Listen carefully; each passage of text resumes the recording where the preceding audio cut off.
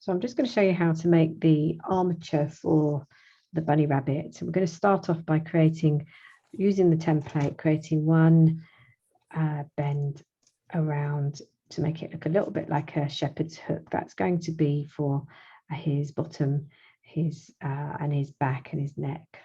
So that's the first piece, shepherd's hook. Then we're going to make two leg struts. So using this template again, I'm going to bend the 20 gauge wire through so it becomes twisted, and where it crosses, use a quarter cut piece of 28 gauge wire to wire this in. Just maybe 3 or 4 twists, just enough. We can weave the wire in and out to help secure the piece. So we're going to repeat that again with the second wire using the template. So they're all full length 20 gauge wires, and you're binding with 28 gauge wire. So all the way around. Allow it to cross. And then we can bind with our quarter length of 28 gauge wire. And maybe weave one of the tails, but don't trim anything at this stage because we can use the wire for other things in a bit later.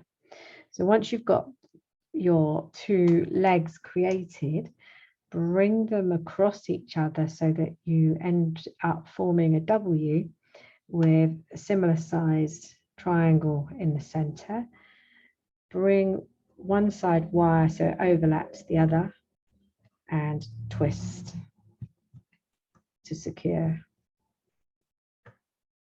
And then we'll do the same with the other side, twist to secure.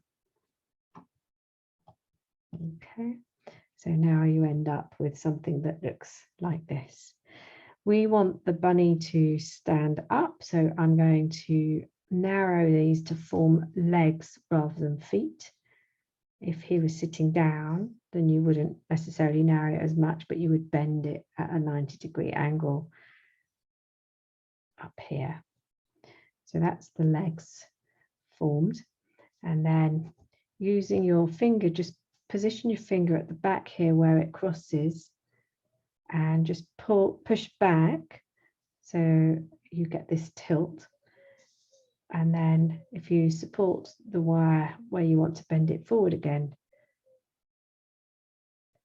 and just bring those forward, straighten his legs up. And what you've got now is the bunny's legs, his bottom and his rump part.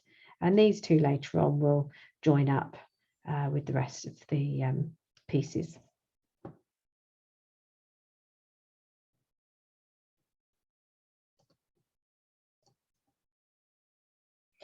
So we're going to create the paws using another length of 20 gauge wire, and you're going to make 2 of these.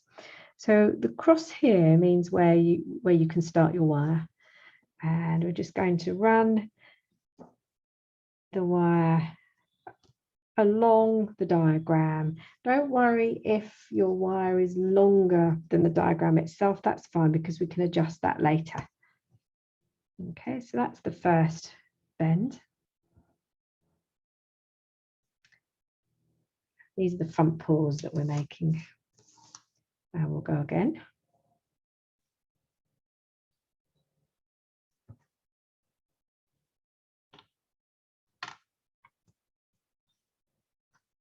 Okay, second piece. Just try and make sure it holds its shape because sometimes it springs open. So we've got 2 front paws.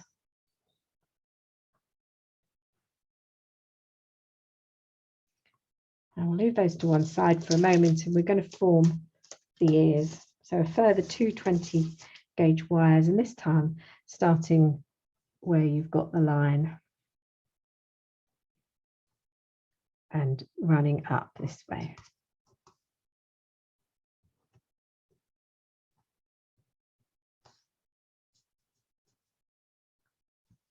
And then where you can see on the diagram, there's a wind spiral. That's where you would secure the ears, which I'll show you in a moment. So we've been, obviously you've got your front paws here that look more like this. Those two are to one side.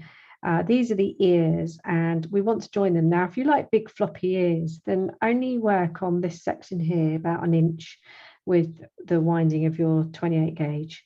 Okay, and then you'll get a nice extended ear. Whatever you're making now will expand in size once you start to put the chocolate paste on anyway.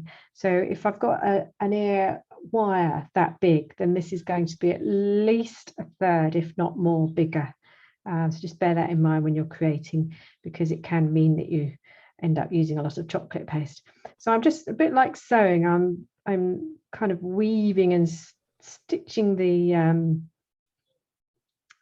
wire in amongst the bigger wire, just so that this is not sliding. Okay, so for example here, I could take this excess piece of wire and just kind of weave it in between, pull it down a little bit, and then get rid of the rest of it by just tucking it up in here.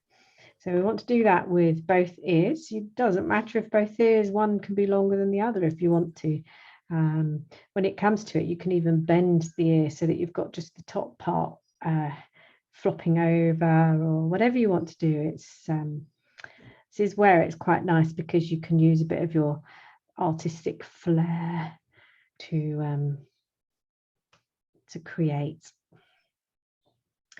I actually love the idea of doing this in clay, and if you would need some kind of framework inside, and they would probably be using wires, thicker ones than this, I would imagine, to support the clay. One day, and then I get my daughter to cast it in bronze. That would be nice. So the ear that you've just made, you've got two.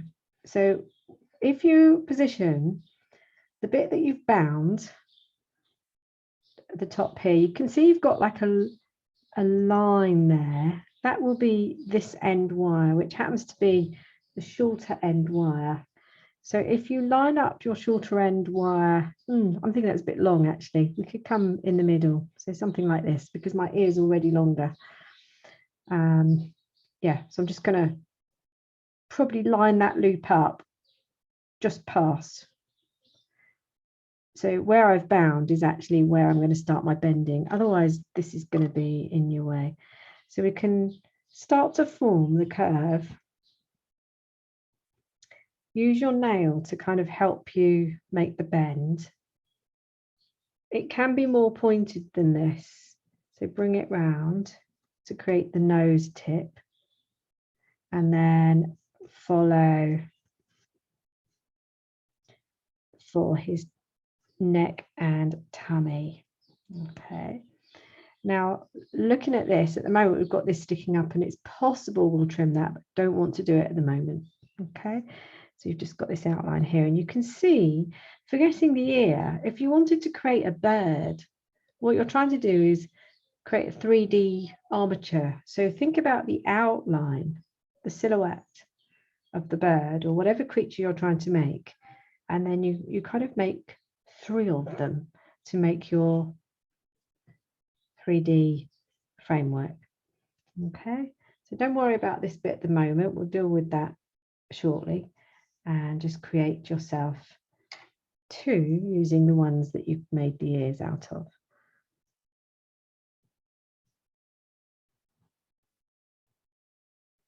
The problem with trimming things as well is that you can end up making things fall apart, because obviously it needs the wire to hold joins in place. So just go around each bend in turn, and maybe use your thumb on one hand or your finger on one hand to help you form the shape.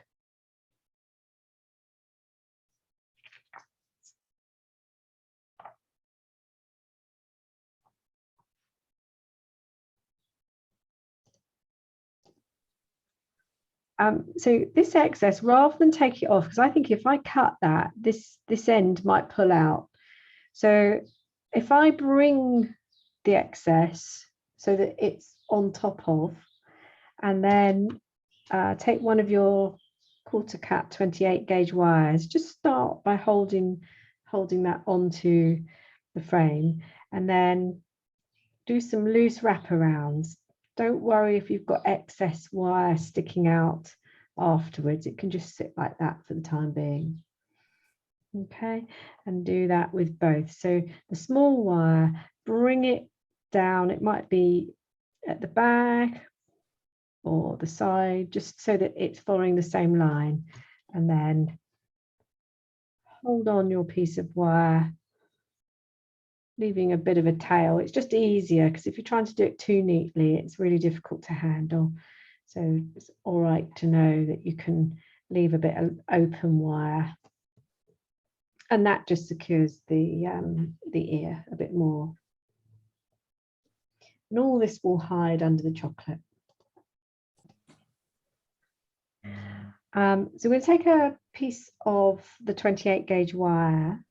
Rest, we just move this out of the way so it's not doesn't get tangled. Bring one of your shapes on top of the other. Line up the noses there, and use your wire in the same way as you had. So start to wrap around. Now you can imagine, I mean, you're not trying to create whiskers with this and a nose, but it will probably look like a nose and a bunny nose and whiskers. So we want to make that wrapped around so that it doesn't shift up or down. Because the idea here is then we will part these, and you can now see that by forming a bridge of wire here, it's going to hold the forehead open. Yeah, and this is the start of the front of his body from the neck down, which is wide.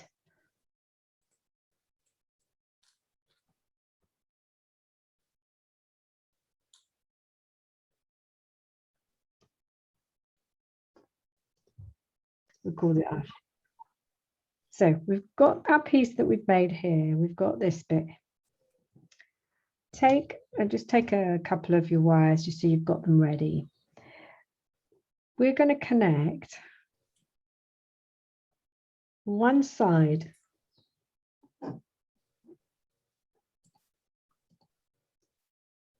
of our bunny chest to the corresponding side of our bunny bottom. So when you put them on, you've got the bend at the back. Okay, just going to lift the camera a little bit because you'll probably see a bit more then. Let's adjust the camera slightly. Now, just be aware that depending on how little you overlap this will make him super tall. We don't want him massively tall, so I'm probably going to overlap him by about an inch, inch and a half. And then the idea is that we will connect the other side as well. So as long as you've got, when your rabbit's nose is facing this way, you've got the bottom sticking out that way. It'd be helpful if I hold that contour like that. And your wiring is going to be the same as before. So what I would suggest is you start by overlapping almost at the halfway. So putting your wire on about halfway, and you will start to tightly bend and turn one half the wire going up. And you would bend the other half going down. So the overlap from this piece to this piece is there. I'm starting in the middle and I'm winding upwards with half the wire and downwards with the other half of the 28 gauge wire. And that way it should it shouldn't, when you tug it, pull apart. So you're overlapping by about this much, which is about an inch, inch and a half. And you start your piece of wire in the center of that overlap and wire up half and wire the other half down. And that will connect it. So then you've got the other side to do as well, which will create his front. So you should end up with this shape.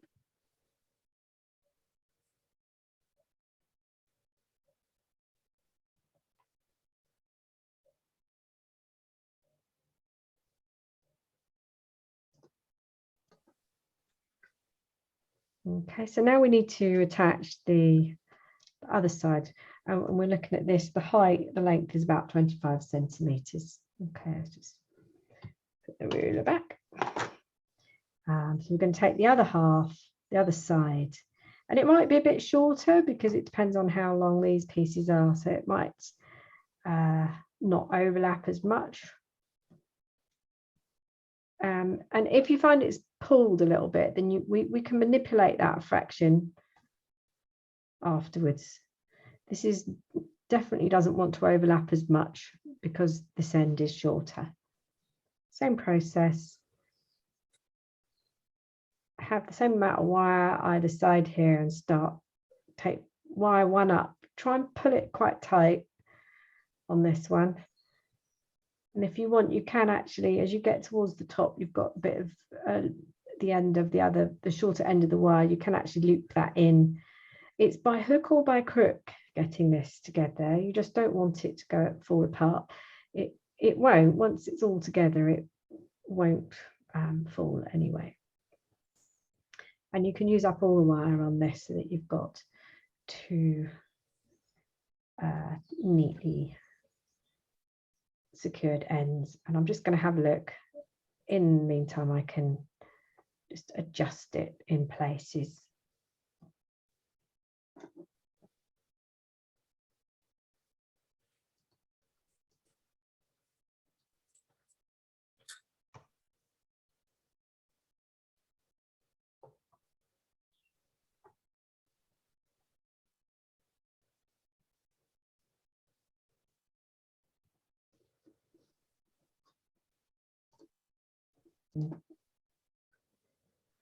So this is the arm shape. If we open this up so that it's wider at the top, we can press in down here. That's going to be the start of where his paw is, just to narrow it slightly. And then we can also, if I keep this open, bend it up a fraction.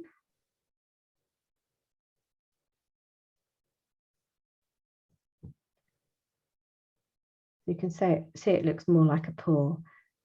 This section here now can be bent down and will secure in here.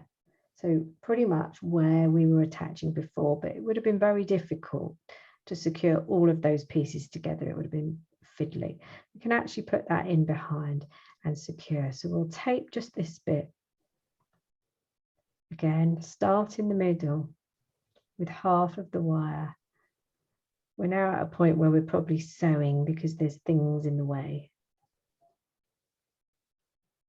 So bind nice and tight, come up to the top, and then bind downward.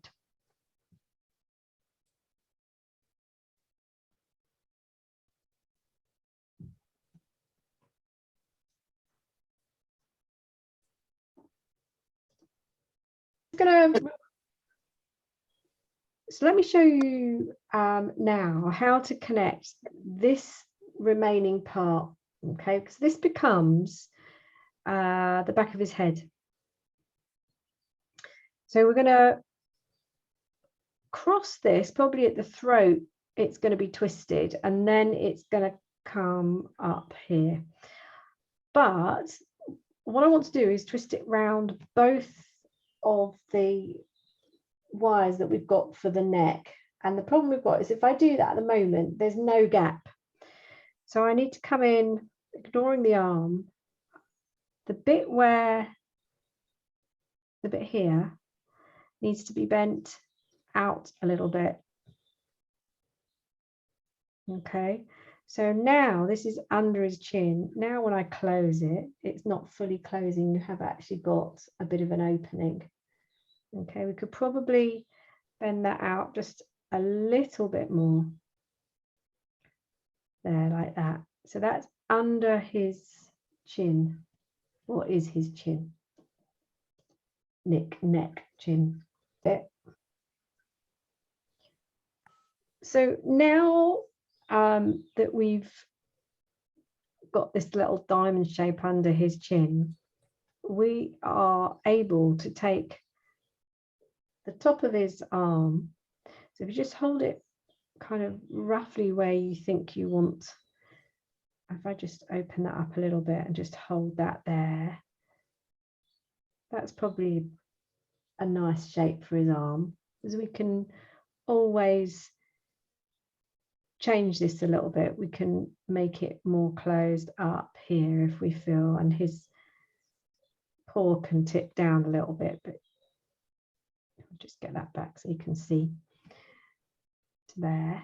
And then hold on to it tight, because you need to now, it's going to have to go around everything for you to be able to do it. Just try and make it just one twist around his neck, the whole neck. And then we're going to use this wire to form the nape of his neck and the back of his head.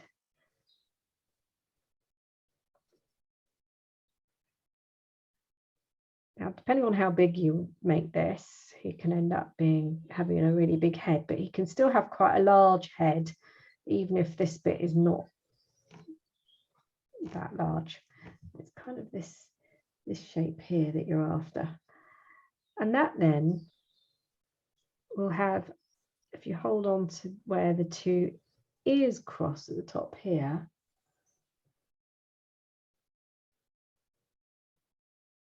it's a bit fiddly, this bit. Hold on to all of it if you can, and then do one twist. Might want a second one just to tighten that up.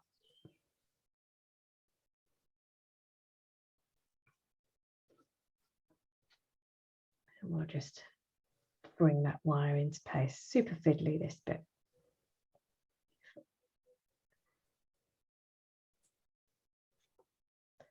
Just try and open these bits as well so you can see what I'm doing. So you're creating this 3D shape now. It's missing on the other side because we haven't got the other arm on.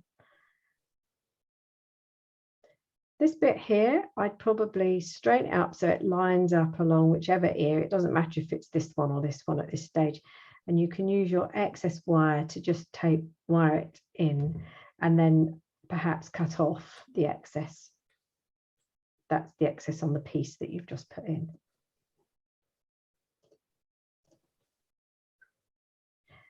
So this is the leftover bit of wire from forming this shape, and it's going to make it quite bulky. We could actually leave it if you wanted to. You'd need to form the shape and just keep it within the ear. But if you want to, you can use a new piece of wire, but if you've got any end wires there, then you can use those to just anchor that in. Just wrap it round.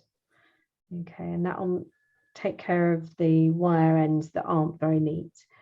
And then if you're not going to want to leave this on, you can take it off. There's 20 gauge wire. One single length of wire would be enough to hold what you need. So that's nice and neat now. Okay, and then we're going to do the same on the other side at the same time. So we're going to do the same on the other side, and if you remember, the short end was bent down to secure to kind of where his belly is. So we can open this up a fraction, just hold on to these two pieces so they stay open. close up towards the end and maybe tilt the cord down a bit, like so. And then if we position it first to have a look to see, because we want both front legs to be roughly the same length, and where this crosses the wire and where you're going to secure it in, you can bend. So this bent piece of wire now is going to attach, probably do it behind like so with some wire, and then you're going to go back to your wrap round the neck, wrap round the ears. So we'll just do this bit first. So get that wire held in place. If they are not exactly right in length, so say you've got one paw longer than the other, don't worry, because you're going to be adding the paste, so you can balance it out once your paste is on. You can add more where you need to make them both the same length. So wrap round downward. I've got a bit that looks a bit loose here, so I feel like I want to put a little bit more wire in further down. So you just use your judgment really, because you don't want it to fall apart.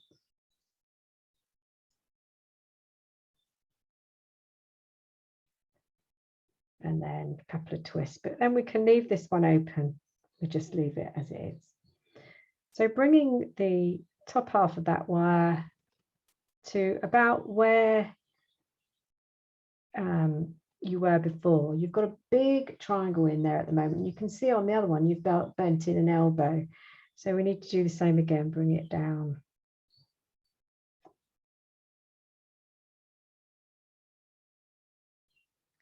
And where it meets the thinnest part of his neck and where you've wrapped the other one around, you can twist. These are probably the most awkward bits because the wire is so thick, it's really difficult to bend it. And you've already got a bit of a template because you've bent that first wire. You've made the decision on how that's going to look. So this one should be easy. Okay, and come up to where the ears both meet and give it one and a bit of a turn. And that way you're going to end up with excess wire, which you can then secure to the ear that it touches. This might need just a little bit of adjusting now. So we've got open back of his head, open bottom. So you can see you've got a 3D framework now ready for your chocolate. So I'm just going to secure this bit in and trim it if I need.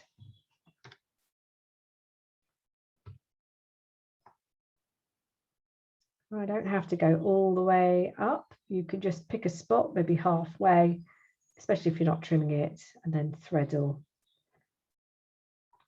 weave. Bend your wire if it's difficult to get it in, just find a way.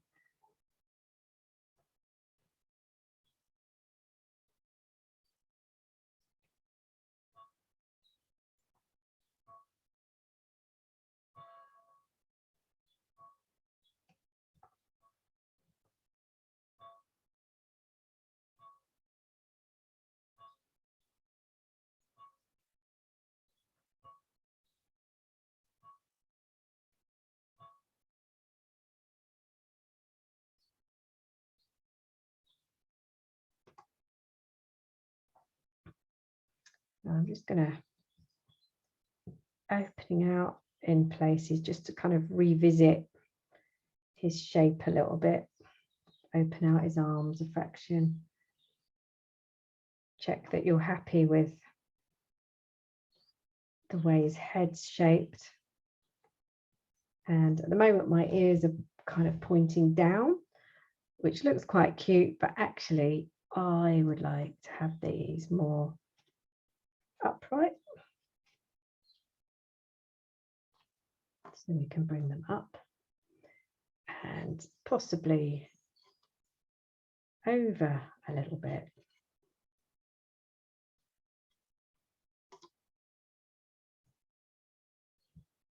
So you can see that you can adjust it however you would like.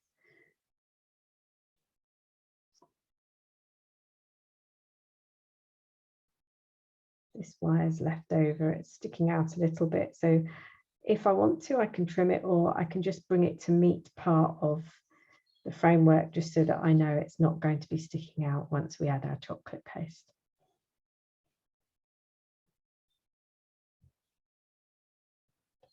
And again, just remember, this is only like the rough outline.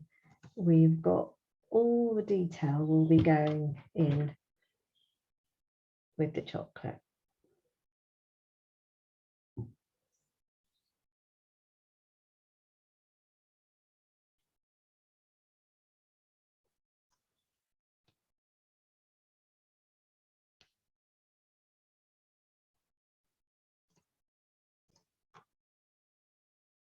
So just make sure you've got a piece of wire that you can secure. This is going to be a bit free and wobbly and movie for the time being.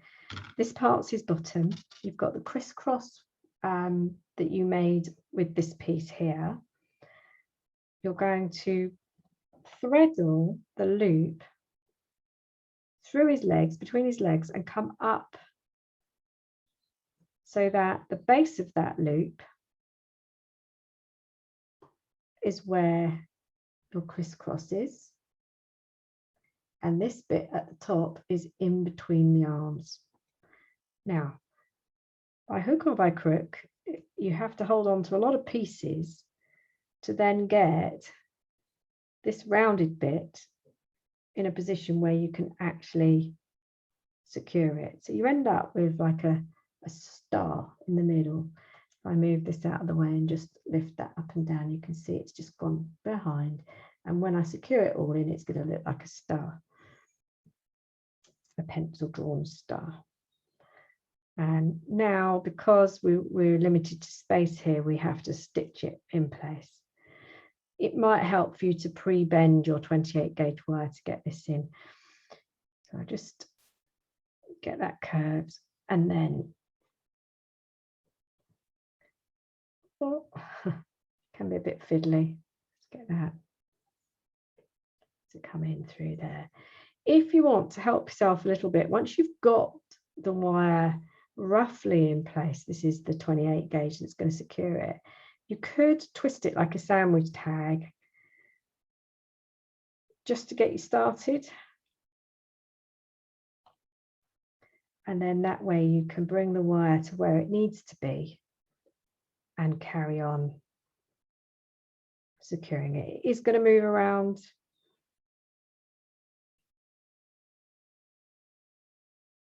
After the first few twists, then you should be okay.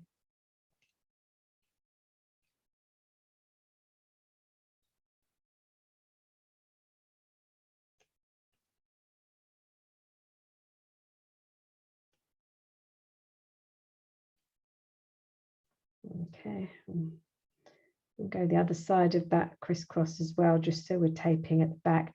At this point, while you can still move it, you might want to double check that you have in fact got it all where you want.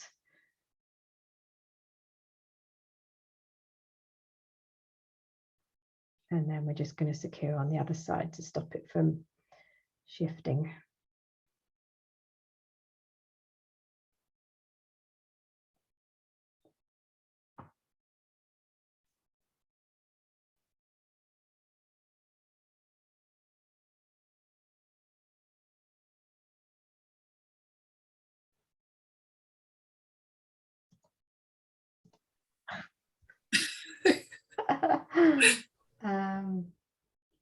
Let me just show you the next bit. In a minute, you can kind of stretch him up a little bit so he's not as fat here. Otherwise, you'll be using your entire allowance of chocolate for just his bottom. And for his tummy now, what we want to do is we need to give him a little bit of a shape. So you've got a little bit of a pot belly, that's his chest, into his neck area. So forget the bottom for a minute. We just use your finger, whatever you can, to kind of just curl a little bit round. Again, don't make him too fat. He's a fit hare, and then come a bit more up towards maybe the top arms part here, which is where his little chest would be. So we come out a little bit proud there as well. So you've got this kind of curvy look. And where it crosses the neck, we can do the same as we did for the arms, wrapping around like a scarf. Be careful because this actually hurts your hands. And then this tail part here is going to form the top part of his spine. So bring it down in line, maybe with this here, but it's going to be in the middle. So I've got it in there. And then you can see you've got two pieces, the bit from his bottom and the bit that's gone up will connect. And if you've got a super tall bunny, what you might find is it doesn't connect, in which case it's not a problem because you can bend a loop in the top excess bit, and we will create a framework. And the same for here, you can put a bridge across and actually tie it to that. So it doesn't matter if you've got a gap in there, but if you're the same as me here, you'll have an overlap, and that can then be secured in the same way as I've just shown you with all the other wiring. Okay, so that piece has gone from here all the way up, twisted, back down, but I've got a little bit of a belly and a little bit of a chest shape there as well. Okay, so I'm just going to cut myself some thin 28, and you're going to need some more 28 wires anyway, so if you're short, just cut a few into quarters to kind of create a bit of an internal framework to the main wires. Don't cut too many because you might not need them all. Let's just do 2.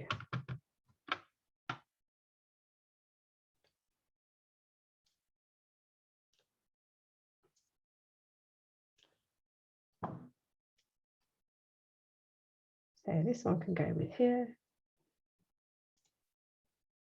And again, I'm going to start with half the wire taping or threading upwards, twisting upwards, and then the other half down.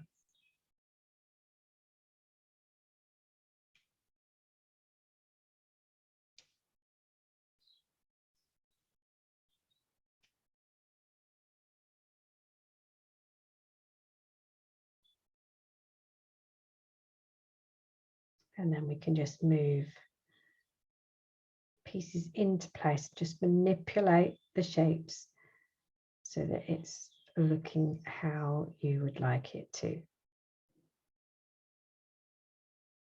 So if his belly's a bit skew whiff, then bend it back into the center.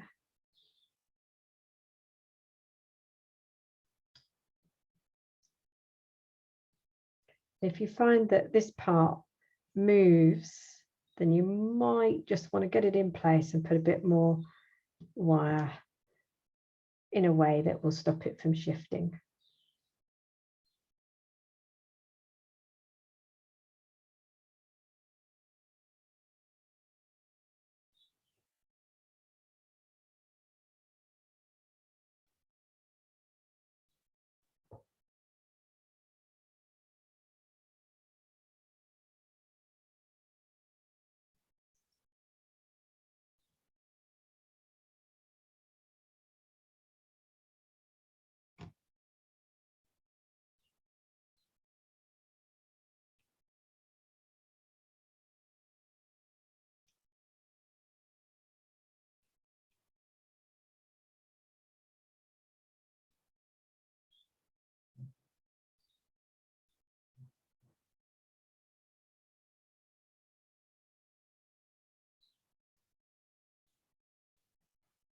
And then just check it's not moving so much.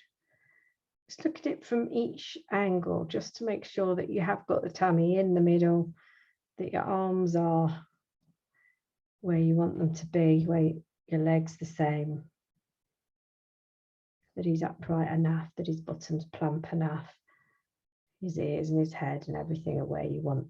Because the next step is to start to create little sub supports, which is just going to help your foil latch on and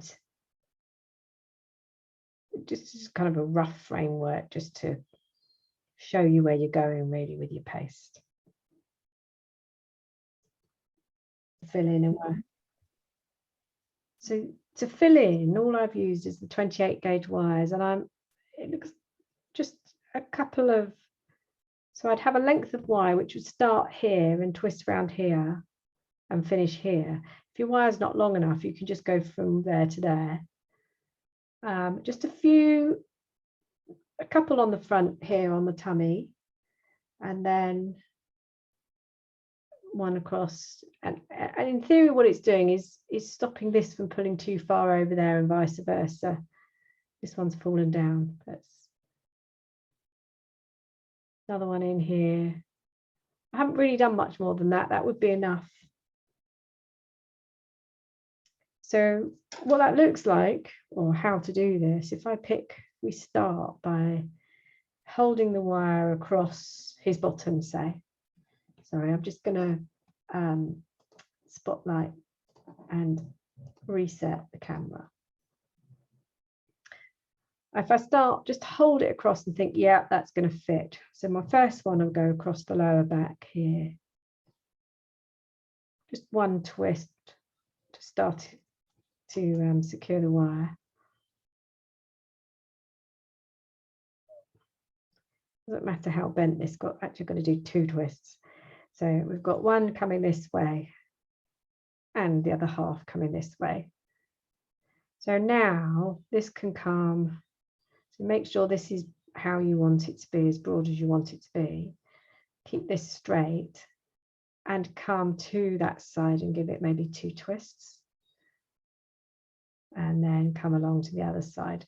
We're using 28, which is 26 is probably better for this process because it will hold, but it also really hurts your fingers when you do it. So I kind of put up with the chances that I can squish it in, but you can see now that you're building something that the foil can rest on, so it doesn't poke in. Okay, and the foil is going to be your base to stop you from overusing chocolate paste. So you could, you've got one from here to here, you could have one from there to there, and from there to there, do another one across the lower part or upper part of his stomach, another one on his mid back. You probably won't need one here, but you could. You probably won't need one up here. You could do maybe 3 there, I don't know. So I'll carry on doing this so you can see, and then you can decide how many of these. I'll probably put 3 on the back, 3 on the front, just so we've got it. The ones on the back will fit the whole end to end or side to side, but your front ones you might have to use 2 separate wires, one for either side.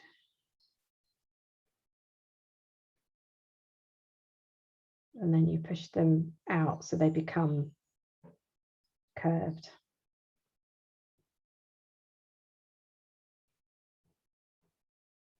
You wouldn't be able to do this with the 20s, they're too thick, but 26s would work as well if you can bear the pain on your fingers.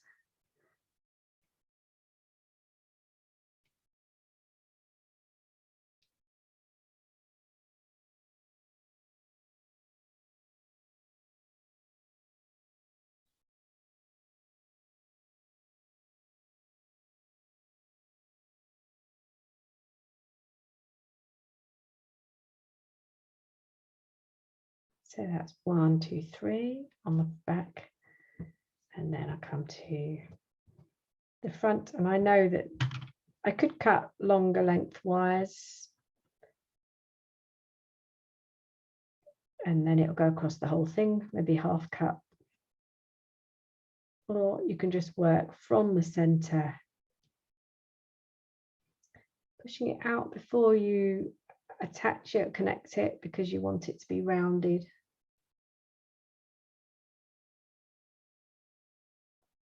So it's just acting as a guide really for where you're going to put your foil.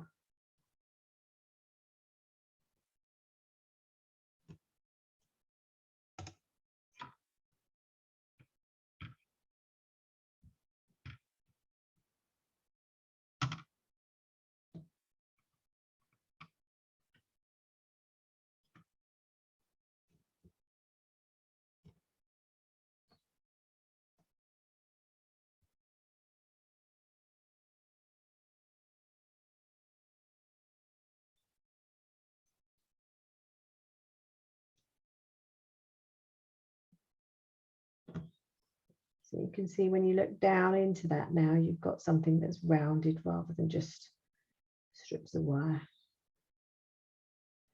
I'm going to do 2 more and then I'll come back to the video. Okay, so I've put my framework on there now. This is the fill-in framework, and you can see that these are looped, so it's giving you a better idea of what it's going to look like. And the next step is to secure it to the dummy, cake dummy, and we're going to do that using kebab sticks. So I've got 3 kebab sticks here and a 6-inch dummy. You want something that's got a bit of depth and a bit of size to it, just so that it doesn't topple over. So we need to secure our rabbit upright to the dummy, and we're going to use kebab sticks.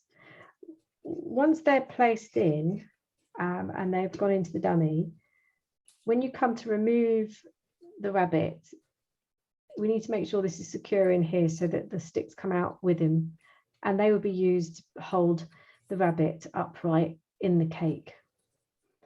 The idea is that we will threadle the kebab stick through underneath the armpit on one side, inside his body, come through the triangle that we created for his leg, and then possibly bring the point of the kebab stick through the loop of his foot so that it's in front. So you'll be able to feel straight away that that's nice and secure.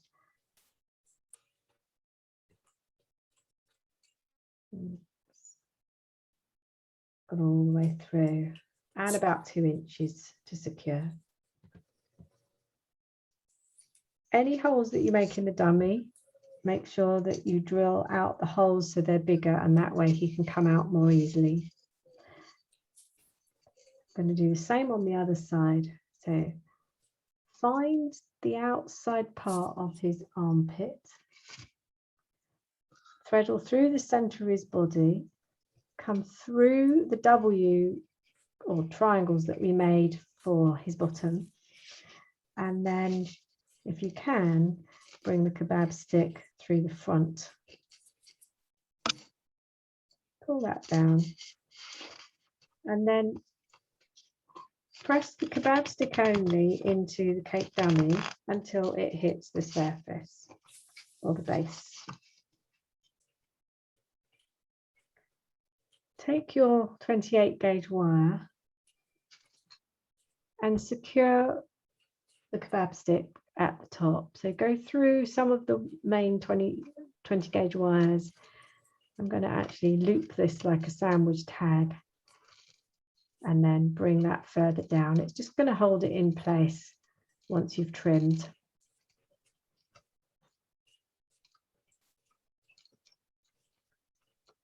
Can bring this round the stick. It can go round the kebab stick again if you want, or just down the stem of your wide framework.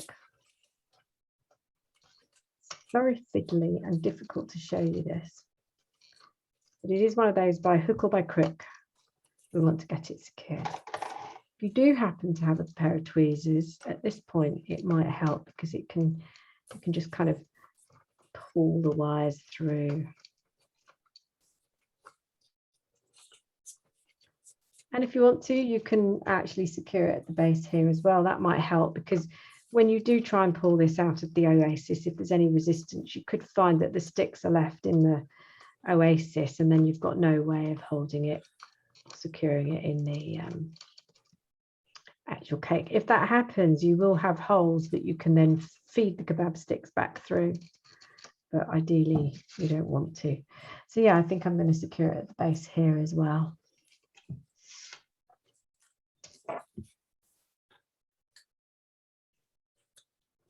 Just quarter length wires will be fine. So I'll come down here now, do the same, wrap it round the wire, probably feed it through here.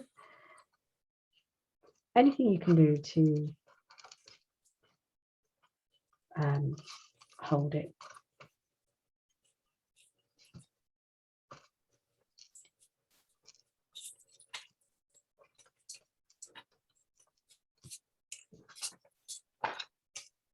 the thinner wires, you should be able to kind of really pull them tight before you twist.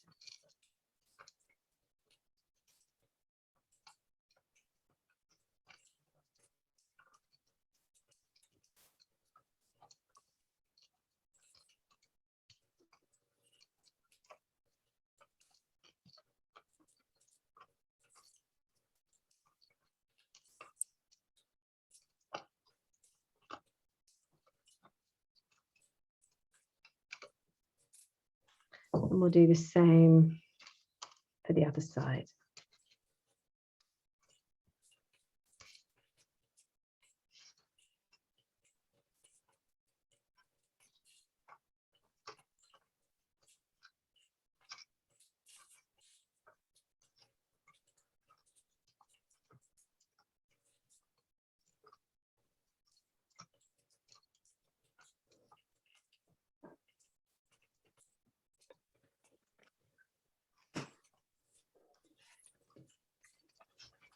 Just use the tweezers to help you if you need.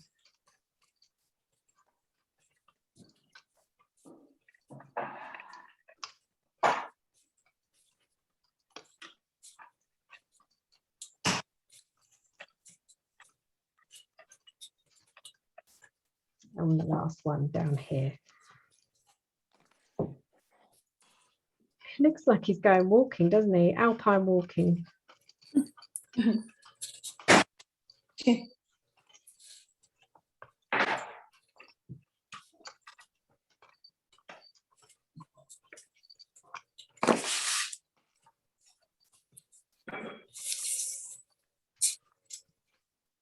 And once you've got his alpine stilts in play, where underneath his armpits where you're going to trim, but leave enough trim so that the wire stays on.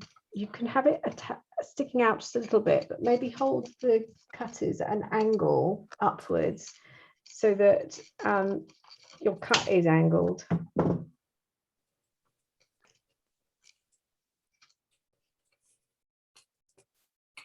I'll turn this on its side in a moment. Do the same on the other side as well. Okay, so you've got a little bit sticking out that we know we're going to cover with foil and chocolate paste, and we haven't trimmed it so tight that it's going to fly off. So this should feel quite stable now.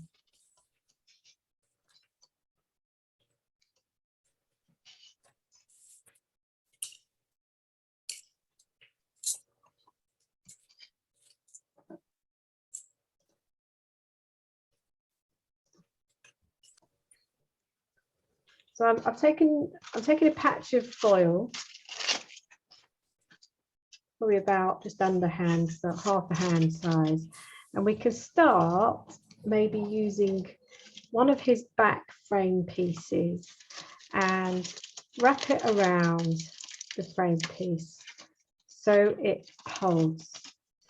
And then if you use your finger inside to push the foil out so you keep the rounded part of his back, and then we can go to the other side of his back structure and scrunch that in. Okay, so it doesn't matter if there's lumps of foil inside,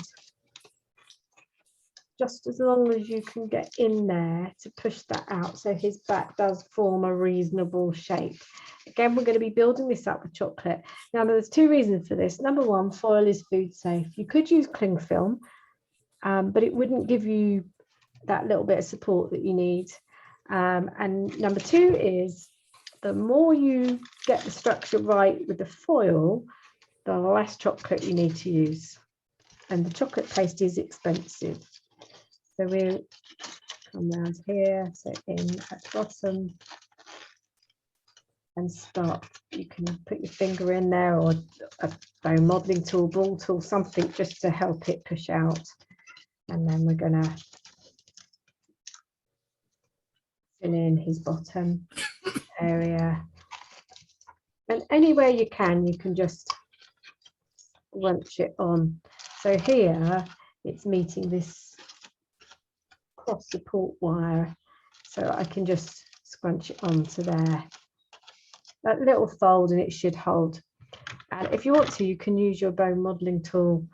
Just support the foil just to help it so it doesn't poke out too much, and just hollow it to the shape. Okay.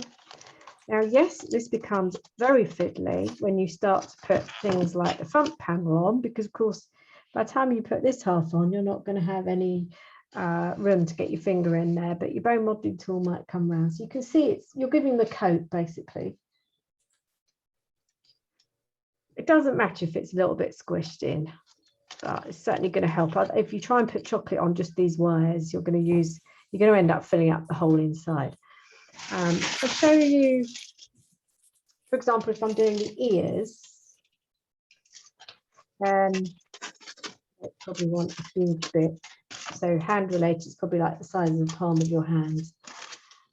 Start at the top, hold it over the wire. So try and keep your wire shape, but of course your foil is a bit like sculpting. You can pull this off because there's too much. As it comes down, you don't need as much volume of foil at the bottom because it's narrower.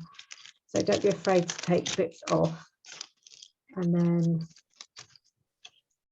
shape in here.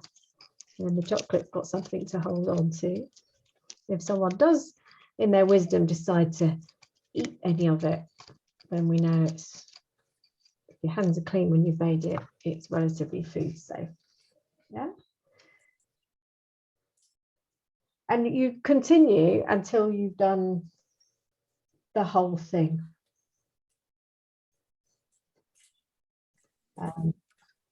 So yeah, we'll how far have you guys got with this? I bet you're nearly done, aren't you? You didn't have a lunch, did you? I hope you got a decent break as well. I stretched my legs and went out, and yeah, that's good. It's nice and sunny here, actually. It's quite a nice day. Yeah, the sun's come out, hasn't it? It has, yeah. Lovely. So yeah, I'm just going to patch up. I'll just quickly do my arms and do the bit, and we're recording this so that you've got that as a fallback when you do it again.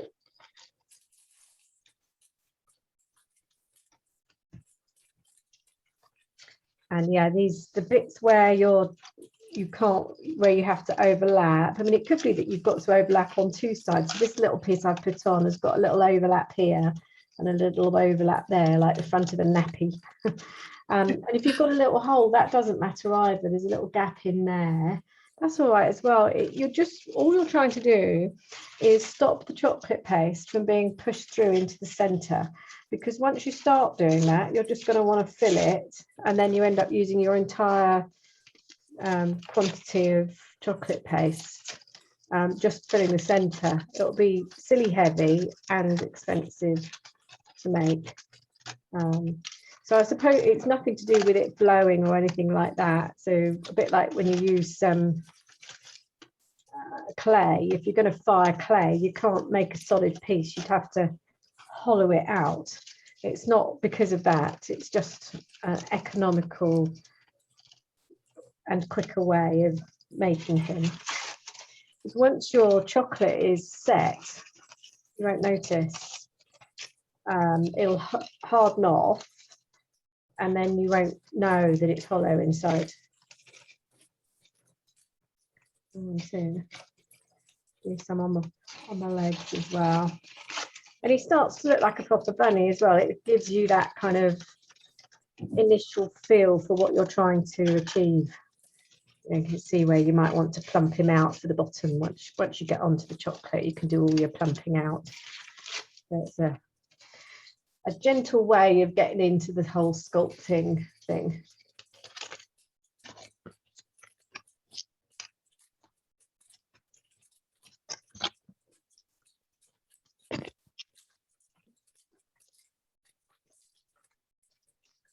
Are you going to be going back to in-person classes, or have you already, Sue? Yeah, we start on the 29th of September, I think it is. It's our first in-person demo. We've just got a lady who lives close to us, which she's part of Chelmsford Sugarcraft group. So she's a British Sugarcraft Guild member. But we thought we'd just get a demonstrator locally, just in case we suddenly get an announcement from the government that we can't go ahead or whatever. But yeah, and I'm not sure how many of our members are coming. I mean, you know, I went back to Flower Club last night for their first meeting, and they had loads of people there, and they're all elderly people, so I was quite surprised. But some of our members have said, oh yes, you know, they want to come back, and others are a bit hesitant at the moment. Yes, I think everyone at the moment is just desperate to make their social, you know, fill their social calendar. And I think it's probably, you know, me especially, I don't want to go into the winter not knowing anyone or not being part of anything, because there you are again, stuck. So yeah, it's and I think, you know, the thing is, once you've had your vaccination, there's no point hiding away, really, is there? You know, I'm still careful. I still wear my mask, and I still, you know, do all the things which we were doing before. But I think, well, there's no point sort of shutting yourself away completely, is there? You know, because we can't keep going on throughout life, shutting away every time a new virus comes out. yeah, I agree with you. There comes a point where the risk, you know, the need to go out and become part of the community again outweighs the risk. I don't know about you. I mean, I'm the same. I've been wearing masks, and it's surprising how many people aren't. And fair enough. I'm not offended by it, but I'm just happy that I am still. Yeah. Have you noticed the cleanliness of even the supply of the hand sanitizer? The bottles are dirty. The public toilets are not as clean as they were. It's already starting to go downhill. Yeah. You know, people are not, so because they don't have to worry as much, they're not being as careful.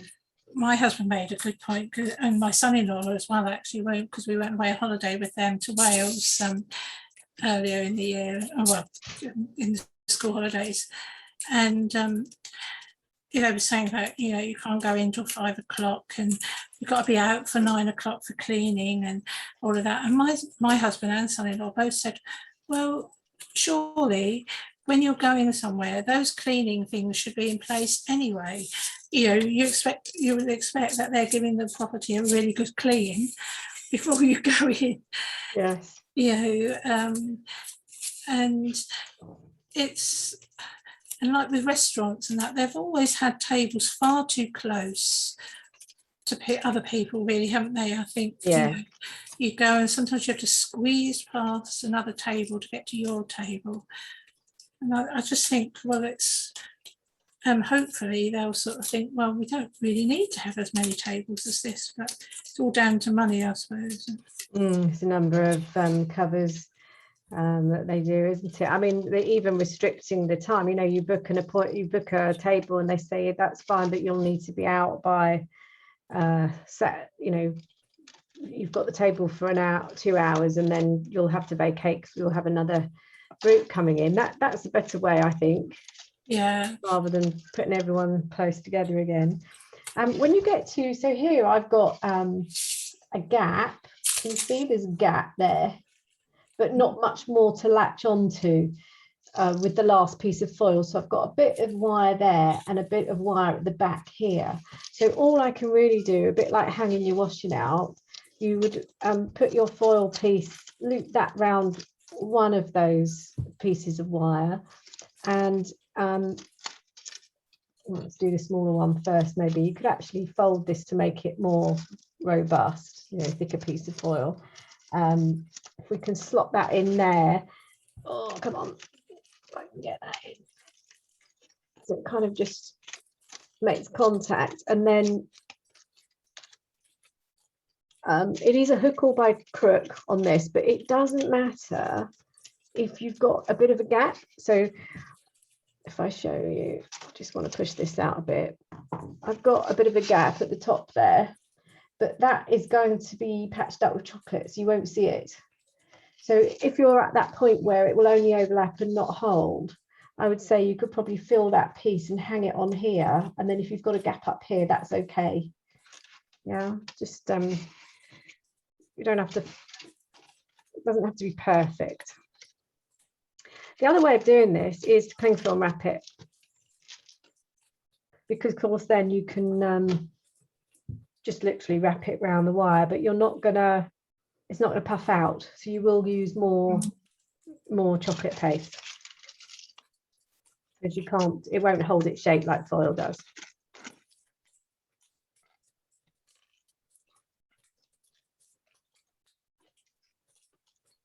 You can, to a certain extent, you can go back over it, but you've got to be careful that you don't bulk it out too much, otherwise again you're going to be using too much paste. So he's almost enclosed, but he's got a little gap in his forehead, and that's all right. Put a bit more on here, do that in patches, and that can just, once it's scrunched on, can just hang there. Yes, it's got a loose bit here, which I might trim just a fraction.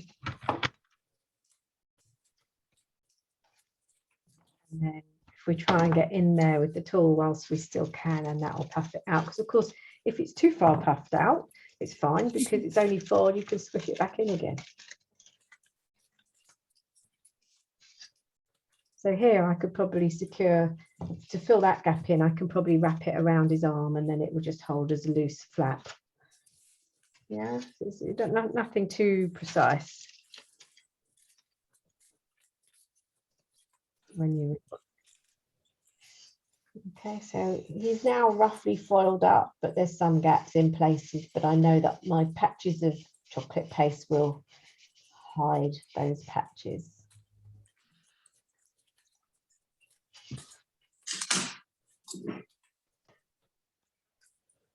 So the chocolate paste that I've got is the Squire's Kitchen. I have to say it is the best one. Anything else, Renshaw's chocolate modelling paste, I have a bit of trouble with that because it's a bit on the brittle side, and they put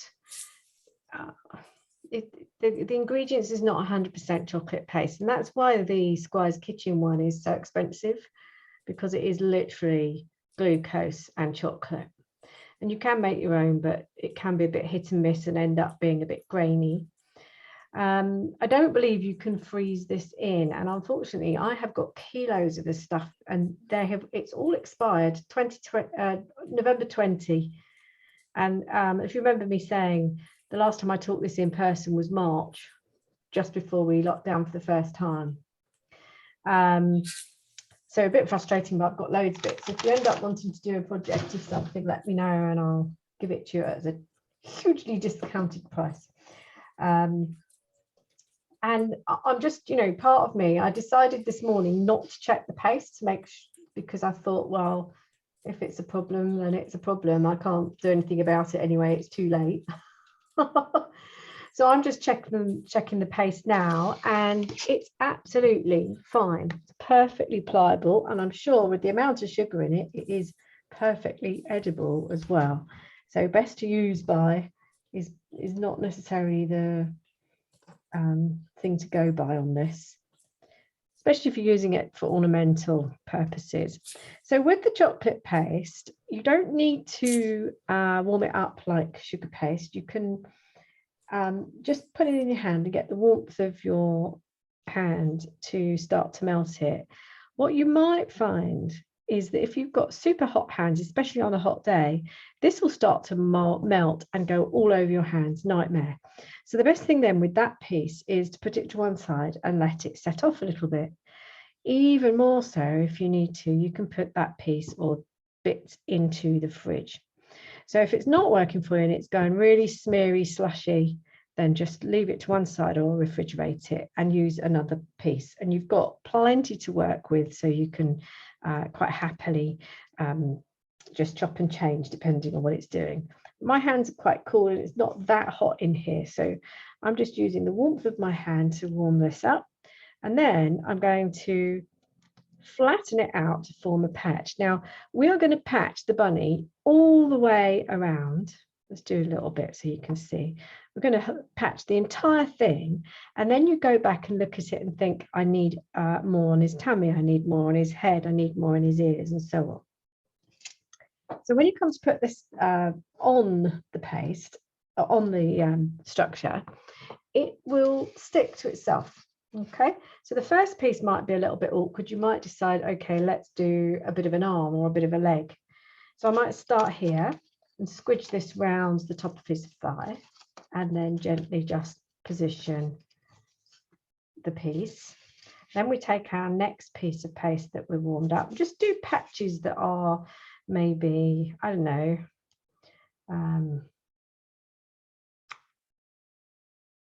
trying to work out how big that is. Let's do, so probably diameter wise is about 3.5. As a ball, it's probably 2 centimeter, no more than that, about 1.5. So little Maltese ball size would probably be good. So we're going to patch this up as well. So make it so it's about 2 mil thick, 3 mil, measure it so we've got an exact, about 2 mil thick. And then you're going to have an overlap. So all of these pieces are very gently placed for the time being, overlapping them slightly as you go. And you're going to patch the whole thing up. And that will give this an opportunity to start to set. And then we'll come back to it and we can start to smooth it. Okay. And that's all we need to do at this stage. Just work our way around the bunny. I'd start at the base. There's a real temptation to start with the ears, but then he'll be a little bit unbalanced because he'll be heavy. Okay, this is going to add weight. So maybe work from the thighs up, ending up with the ears, and then you can come back to the legs.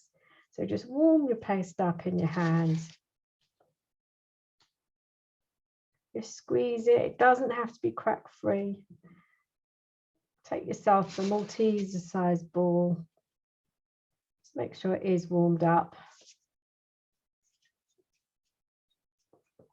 And then flatten it into something that's about 2 millimeter thick.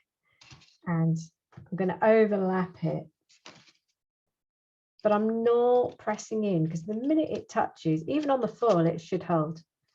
Okay, what I don't want to do is press too hard at this stage because it's quite soft and we don't want to implode the foil. We've created this nice shape and we want to try and keep that.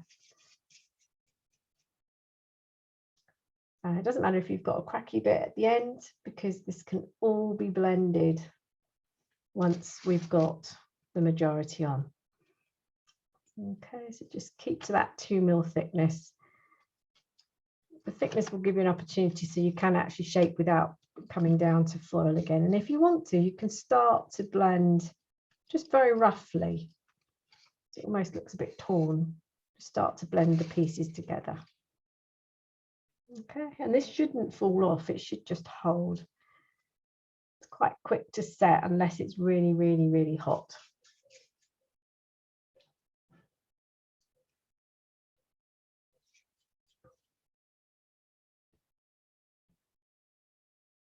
And I do find that, you know, at this stage, especially because you haven't got to worry about what it looks like, it's quite relaxing to do.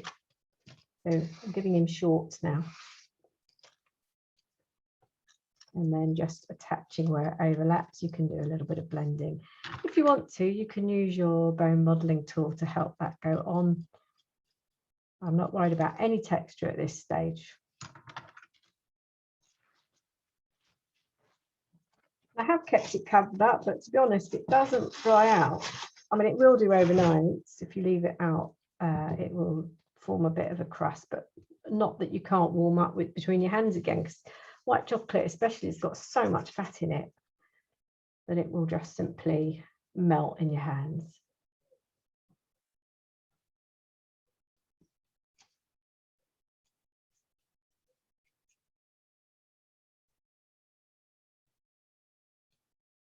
So flatten the patch.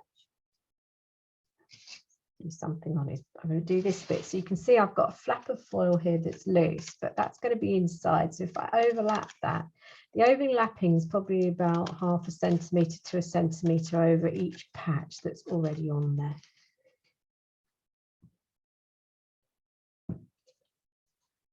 I love chocolate modelling paste for modelling on characters where you've got, yeah, like arms and legs, necks, heads. So there's a little dolly character that I've made in the past. And when you make her, anything that's skin coloured is chocolate paste. And we would add just a little bit of skin tone petal dust to this, rather than you can use the spectral paste colours, but it does upset the recipe. So I use the petal dust colour.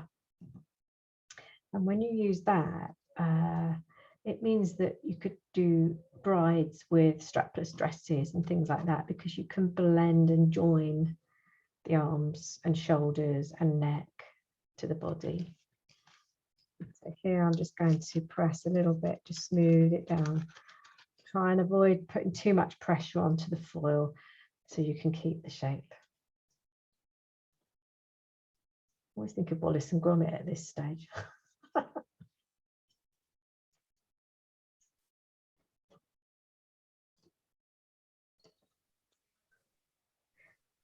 So now we've kind of patched him up pretty much. He's looking very weird at the moment. Yes, definitely unfinished.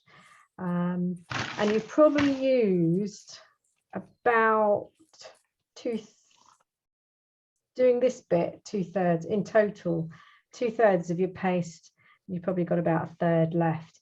And the 1/3 left will be for building out the nose and things like this. So the ears, we need to work on. You can see the model in the background here. He's got lovely big ears, and that is mostly wire and foil.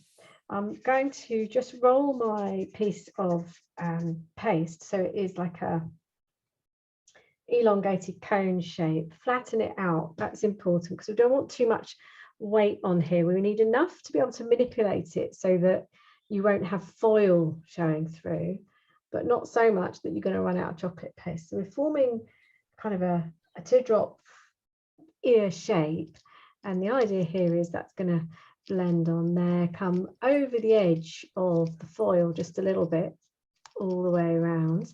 It can look very rickety at the moment, which is absolutely fine. And then you're going to form a patch to fit the back so it joins at the sides. And you do that with both the ears. Where the paws are, you can see that he's got bigger blobs on the end. You can build that up. So I've coated one totally, but it's slightly fatter at the end. And we're going to come back and shape that how we want.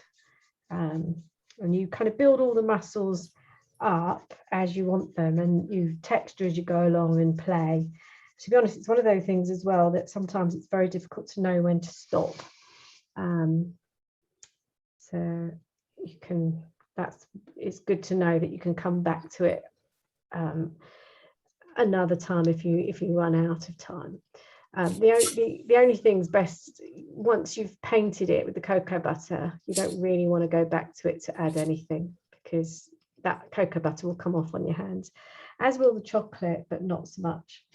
So I'm going to seal in, just make sure I haven't got any foil showing. If I feel like there's areas where foil is starting to come through, then I'll have to add more chocolate, but that's how you would put the ears on. And then you would build up the legs as well. You're going to need to keep a couple of decent sized balls for the feet. And then we know what we've got left to work with. Okay. So I'll just build up the other ear, and then we'll come back to adding and texturing. So we've almost got the whole body covered now, just a little bit under his armpits that I need to sort out in a minute. But when it comes to the legs, you just want to cover them just straight and all the way down to the bottom. And then we're going to keep some paste spare for the feet, okay, because the feet are made separately and put on after. So it doesn't make sense to have wire in something that's sitting horizontally. So just warming the paste up, and we'll fill this with a sausage of paste, or a flattened sausage of paste. And then we're ready to move on. I'm going to fill this, and then we're ready to move on to adding what we need to make him come alive.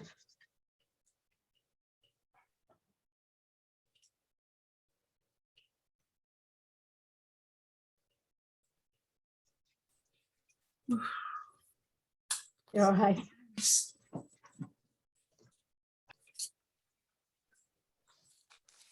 You can see he's fairly well coated now. He's got a rough shape to him.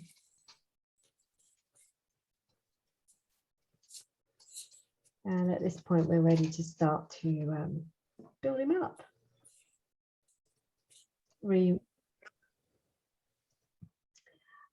Okay, so we've got a Malteser ball of paste, and we can use the bone modeling tool just to create a little hollow so that this is easier to attach to the front here where we need to extend the muzzle.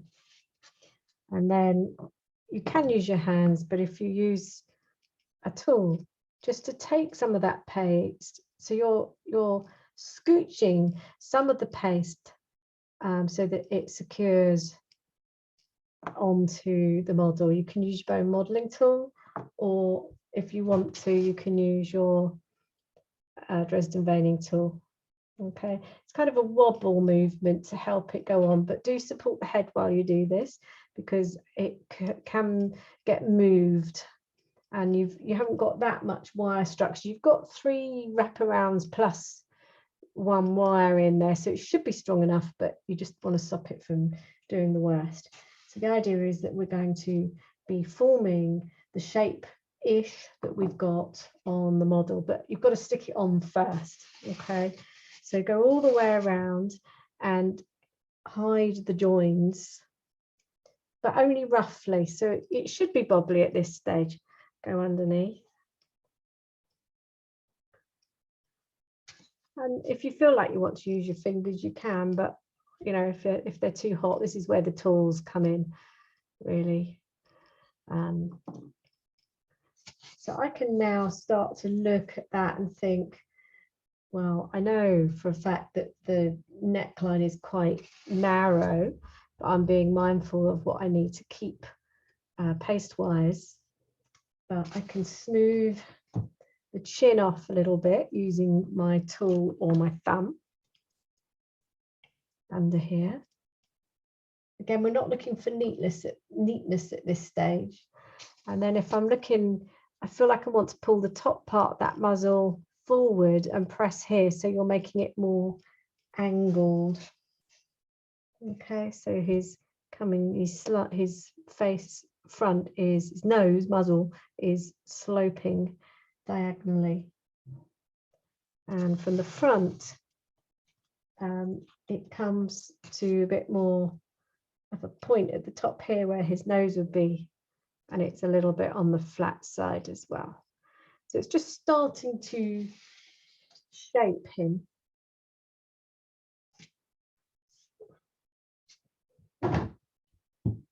The head is, I think, the hardest bit, because we're trying to make him look quite real.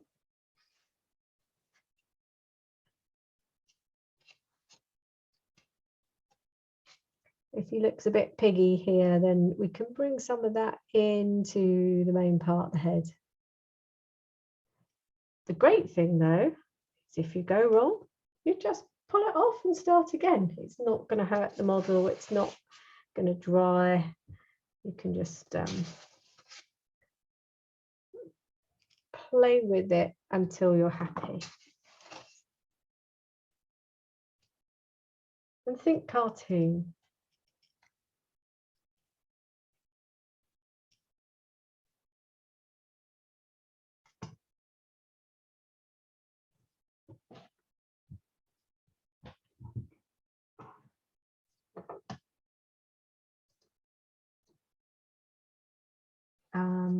let's bring this a bit closer so you've got them side by side. So up here feels like it's a little bit high, whereas on here it's a little bit flatter. So we can start to manipulate either with your tool or with your hand, and just start to maybe press down there. So this is less domed. And also around here, he's got like a jaw. So you could be that you want to just maybe press up under there so it looks like the jawbone. The back looks all right, it's just not smooth, and the neck I'm going to keep like this. I feel as well perhaps this is a little bit too elongated, so we can press it in a bit more so it becomes slightly shorter under the chin.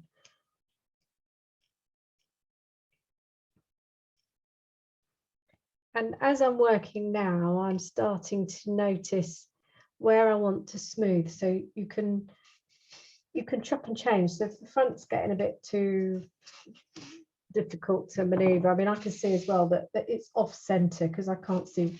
I was showing you at a different angle. I need to straighten his head and his snout up.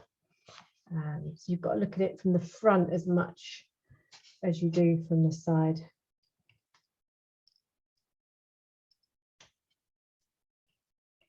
And then start to press lightly, but wobble and smooth using whichever tool you enjoy most. This one you can roll. And if you find that an area, so for example, if you were trying to smooth the hand and or the arm, but it's not working, then you might just need to smooth, just hold it with your hand to get the hand warmth in there,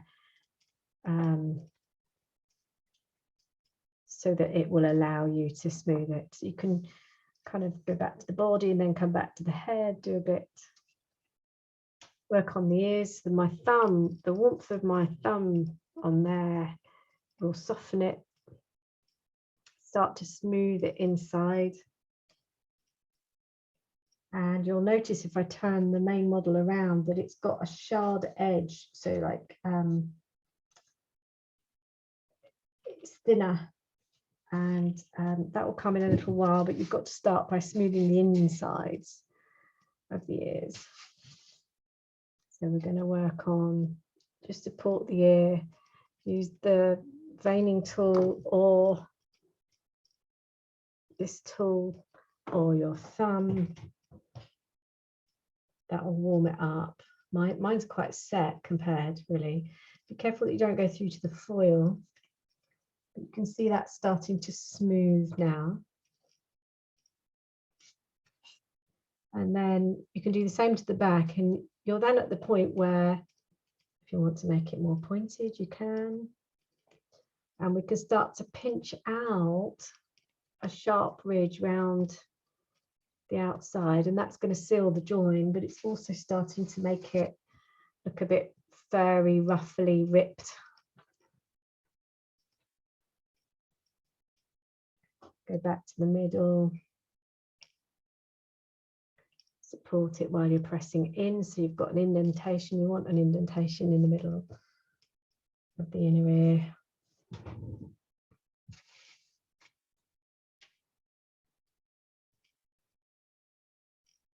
Just working it however you feel you want. Smooth the back as well.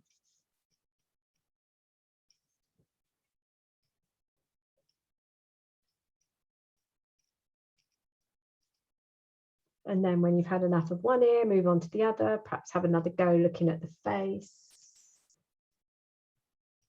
And just slowly start to make him come to life.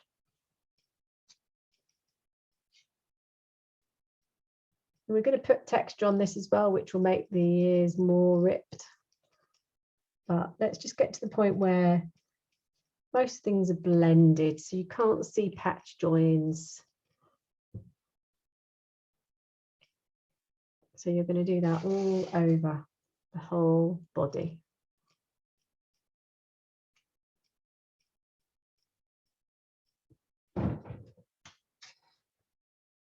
work on the back of his ear. There's some, so definitely it's a case of looking as well as feeling. The edges can be more sharp because that will be fur that can be drawn forward.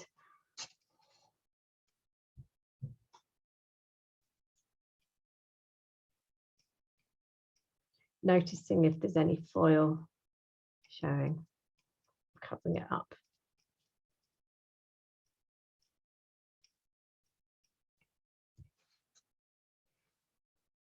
If it gets too soft to work, we'll move on to a different area, come back to it. So you can see the difference between one ear to the other now.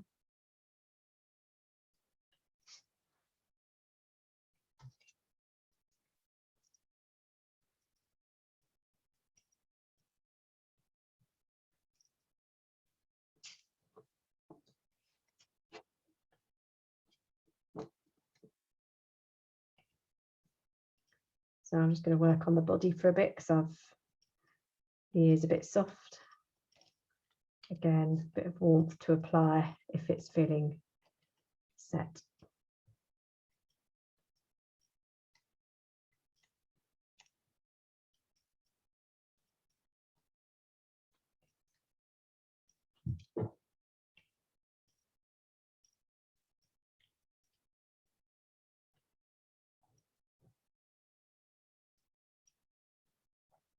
And just by putting your hand on there, I know it's melting it, but it's not melting it all the way through. So it should feel fairly firm to touch all those patches, and then just get a bit of warmth on there with your hand.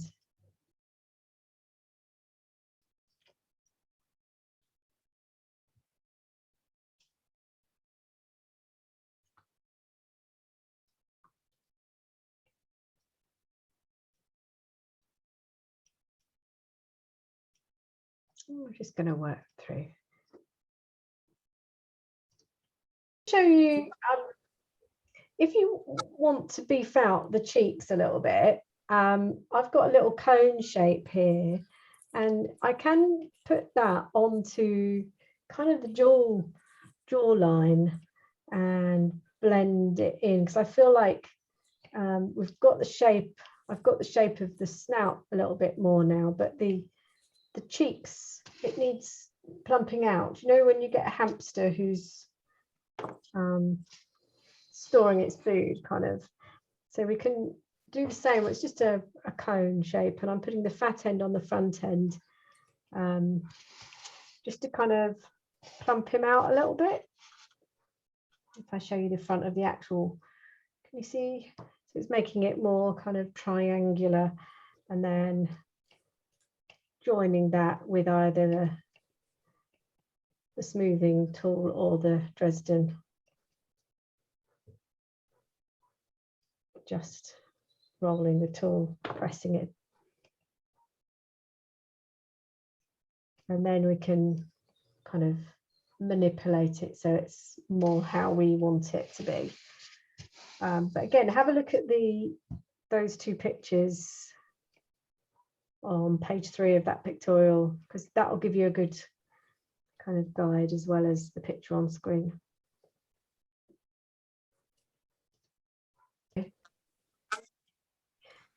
So one you probably get to the point where you think, well, do you know what, I don't want to smooth it anymore, and then it's the idea is to texture it, and you can use either the pointy end of this, or you can use your veining tool. Cutting wheel will work as well, and the idea is to start to mark in using both sides of this to create texture. Okay, one most useful place to do this is on the back of the ears. So if you just support the ear while you're doing it, and then depending on how sharp you want that texture, you can either use the sharp end or the flatter end of your Dresden veining tool. If you come to the edge, if you support behind, you can actually cut through, so you've got flaky bits on the fur. If I turn it that way, you'll see what I mean. And on the inside, this would be quite smooth, but maybe have fine line texture on it. in there, but on the edges here you can go a little bit more kind of furry. So cut through it so it becomes a bit feathery. Take the excess bits off, but just, can you see how it looks a bit kind of ripped effect now?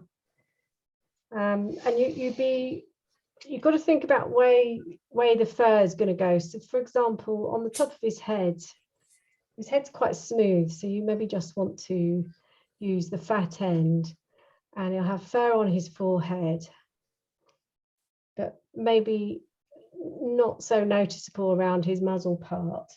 And here might be a bit more furry, and also think about the direction. It might be more downwards, like whiskers would be, like a beard would be, and then coming it down on. So there's no point in doing it crossways. You've got to kind of think about how the fur on the bunny rabbit would be.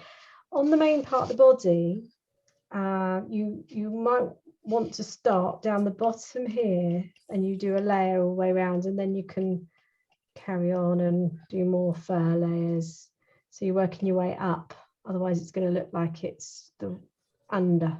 I can't explain that, but if you start here and then carry on, there's going to be a line, whereas if you start down here and then do the next thing up again, and your arm fur would be going this way. Might be more furry on the paws, and you've also got claws as well, which are cut in. So we'll work on the fur, and then I'll come back and we'll show you the detail of how to mark in the features of the mouth, the eyes, the paws. Still got a tail to go on as well. If I turn him round, you'll see that I've added a tail on there. So that would be starting as a cone shape, fattest end of the cone, outermost pointy end up. And you can texture that as well. And some of the joins that perhaps you can't get out by smoothing will come out by texturing. Don't be afraid to use the cutting wheel. I'd probably use the large end, and that will give you some texture as well. It's quite nice. So a combination of whatever tools you've got in your box.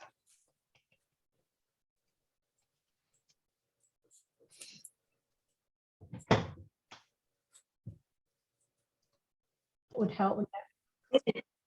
I've kept the far end of the paw untextured, the front here, but if you bring your vending tool, your cutting wheel, whatever tool you're using, and just try and bring it so the hair raises just a little bit, and then you've got this smooth area as well.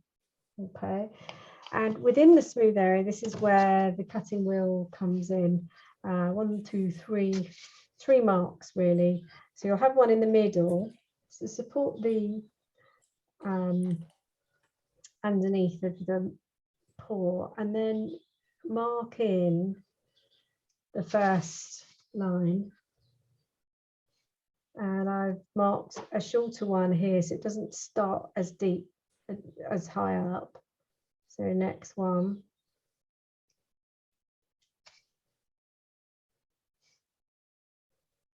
And then one on the other side, which is as low as the other one. I'm just going to press that a little bit at the bottom there, just to narrow it. So you can see now we've got like a fist. You can do that on both. And just to show you a little bit about how the nose goes in, I find it easier to work with maybe a fine knife or this tool, because it's curved, it doesn't get in your way. And when you look at bunny rabbit's mouth, they've got like a central line. See if you can, it's not deep enough, let's just get that in a bit deeper. So a central line, and then you've got like a V at the top, so just press in rather than try and draw. And if you don't like the look of this, you can always smooth it off and start again. And we're going to do a V at the bottom, so this is an upside down V just to start with. coming in here. Okay, so we've got the startings of the bunny's mouth. And when you look at the bunny, the bottom lip, so underneath this upturned V, is in a bit. So if you use your tool to press that in, round it off at the bottom, and then maybe come around here. So you're pressing in a bit more. So all of this mouth bit under the bottom is back a bit. Okay, so under here as well, don't forget to support it. I'm holding myself and the tool at a bit of an awkward angle at the moment, but hopefully that will, can you see how if I turn that slightly, that it's recessed, the bottom part's recessed? Okay, and then you can have a look, try and even it up. So for example, this bottom part here is lower, so I need to match both sides. And the nose, if I support in the middle here, the top part now, which is the V, can be scooched forward and maybe pinch it a bit. So what you're trying to do is create the nose.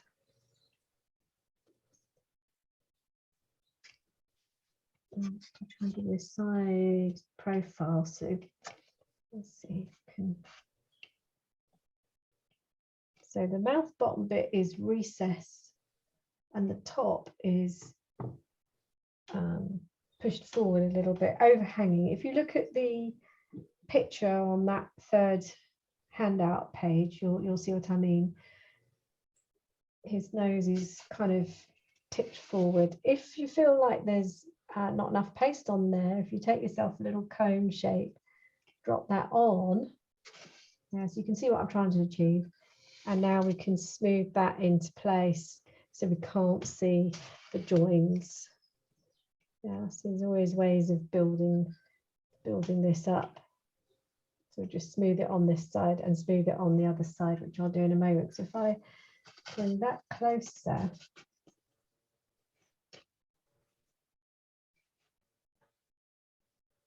so it's just a little cone shape. I'll bring this one in because it'll probably be clearer because it's coloured. You see he's got like an extra bit on the top where his nose is.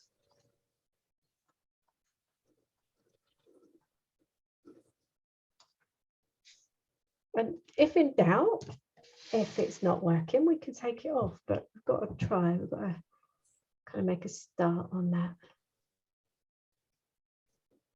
It's not overly humped. It is a little bit humped. I'll just get this into a better position because I was doing it back to front, and then I'll turn it round for you. You can always reinforce the marks after as well.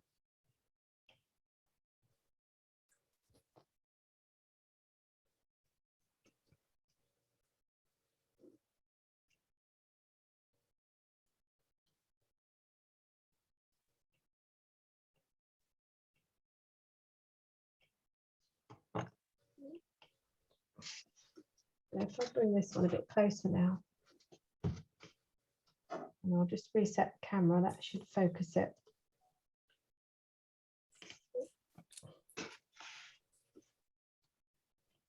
Come on, you know you want to.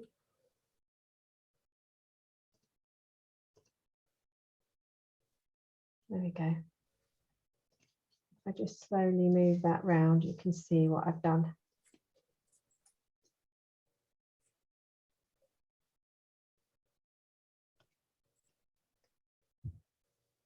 But it's quite surprising because when you look at the piece, you might think, oh my goodness, it's a bit rough. But once you've painted it, it picks up the texture. The paint will just finish it off and just make it look a lot more real.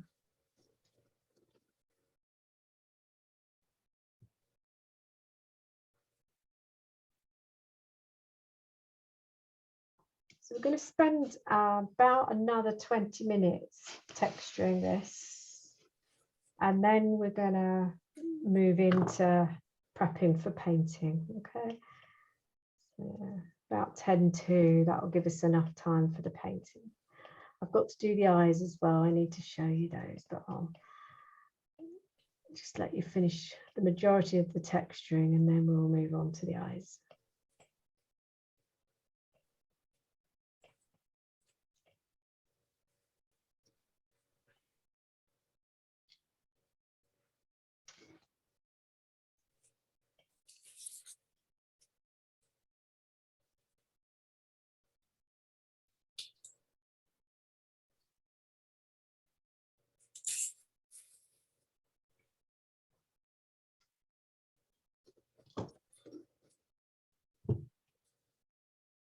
And don't forget his tail.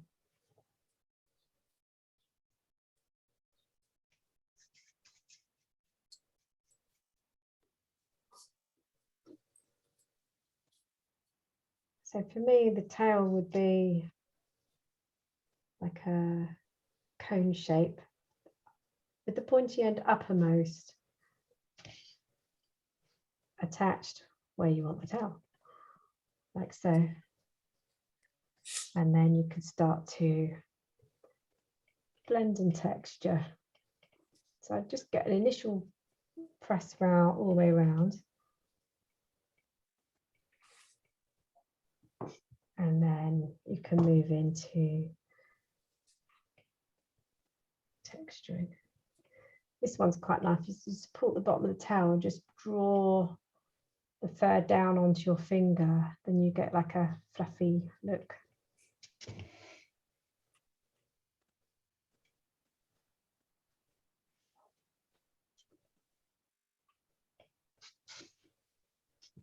Do the same round here.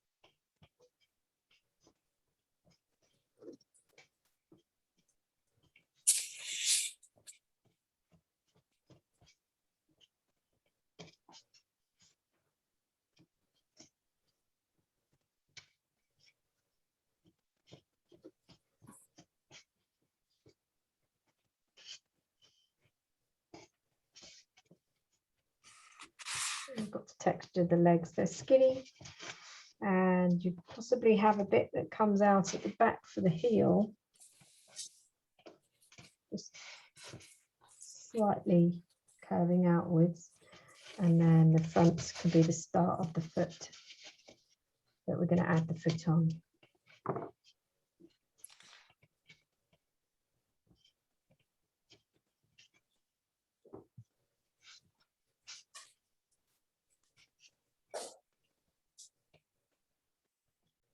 Of course, this video is very rough and only for your purposes because you've got the full picture having attended the class. Anna, did you put the tail, the pointy bit at the top or the bottom? Pointy at the top. So he's wider at the bottom. Oh, yeah.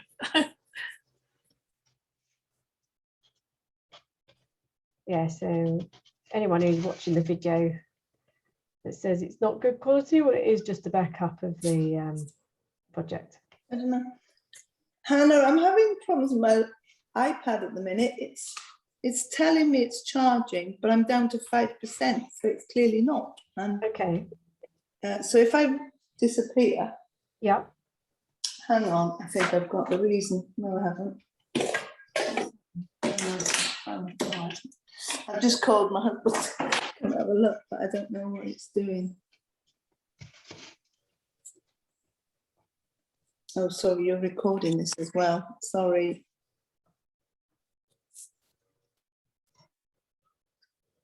These have come off, so I'll just show it to you, but it is basically a cone that's been textured once it's on the character, and you can use about 10 grams for each foot. I would recommend measuring out your balls first. If you have got more than that left, because we haven't got much more to add, or if just a small ball for each eye, you could use more if you feel like the feet want to be bigger. So make one and then see where you're at with it.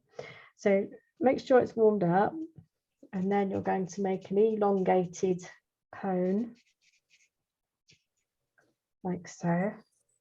Okay, and like I'm just going to tap that actually, because I don't want it too rounded.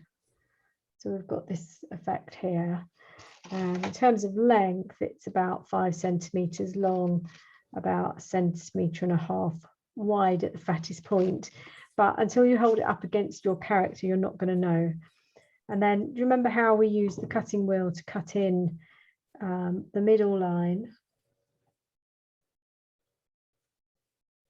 And then 2 smaller toes. Okay. And as that is now, I'm going to put that onto the character. I just change camera angle again. Down to his feet. And I'm going to sit it up against and just start to blend it.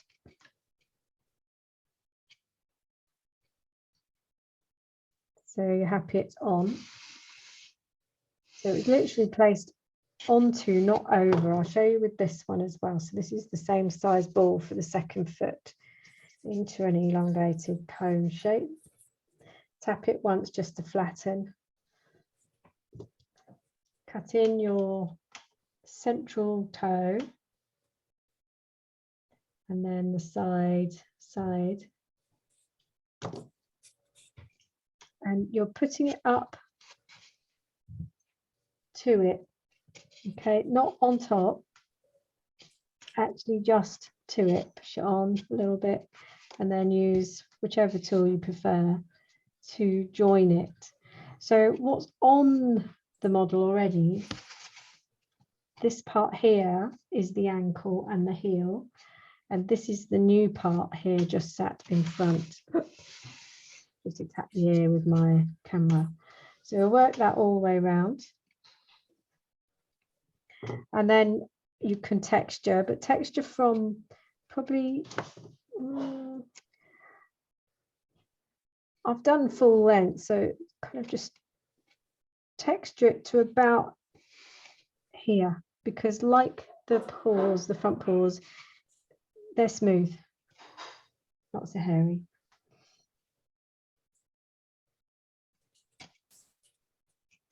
Oops, don't worry if it comes off, you can rework that on. So I'll try and, yeah, I think you've probably got the idea there, what you've got to do. Give him hairy feet tops. Whichever part of the tools, whichever part of the tool you prefer. Cutting wheel, I think, kind of goes a bit deeper and can flick the hair up, which looks quite nice. And it's quite nice if they're spread out just a little bit. And that then leaves us with the eyes to create.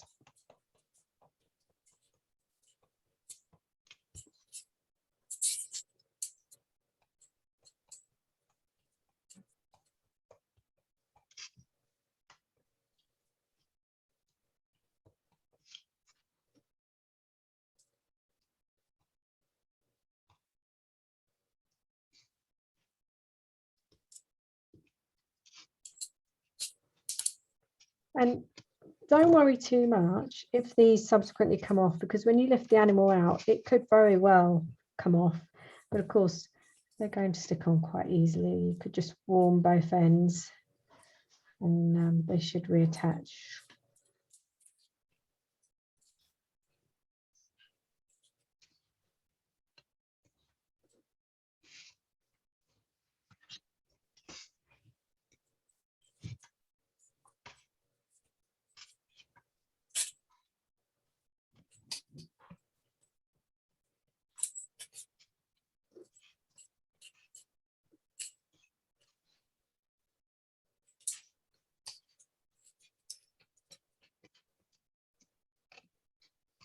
I'm just giving him furry ankles.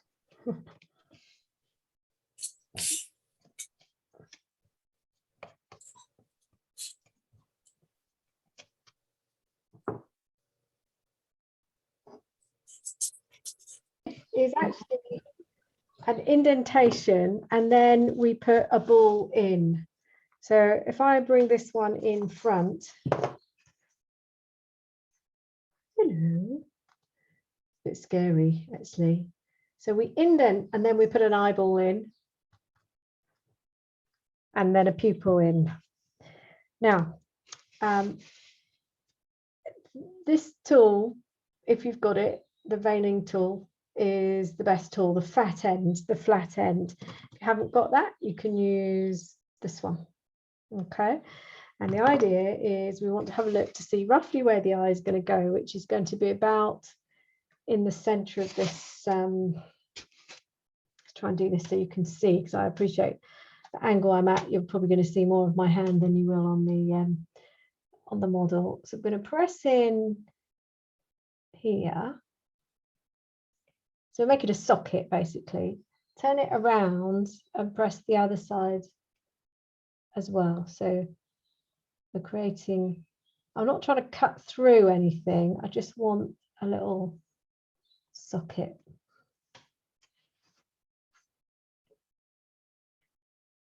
Don't know if that shows too clearly. And then we'll turn that round and we need to look at that side and work out where that is on this side. So it's about here.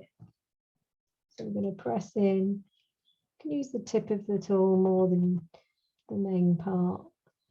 And then turn it round because we want an oval, sideways oval shape. And just check that is in fact where you've put the other one on the other side. So we possibly want that to come back just a little bit there. Okay, there is an indent in here that doesn't look right, so I'm just going to smooth that back in. And yeah, there's a bit of a blemish there. So you probably can see we've got a socket there.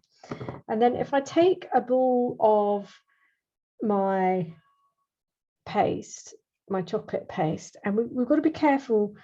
Rabbits have got quite big eyes. We don't want them bulging though. So I'm going to take a ball which is probably going to be pip size. So if we're looking at the ruler, it's about 4 millimeters on as a ball, and we want to match the sizes. So 2 small balls, 4 millimeter diameter. Let's just match those. There we go. So I've got something that looks about that size, and that is, I need to just roll it sideways once, just so we get a bit more of an oval shape, and then that can go. It's awesome because my hand is quite sticky, it's not coming off, but let's do that again. So oval shape and in. Okay, and then we do the same. So little ball, roll it once or twice so you get an oval shape. Put that into the other side.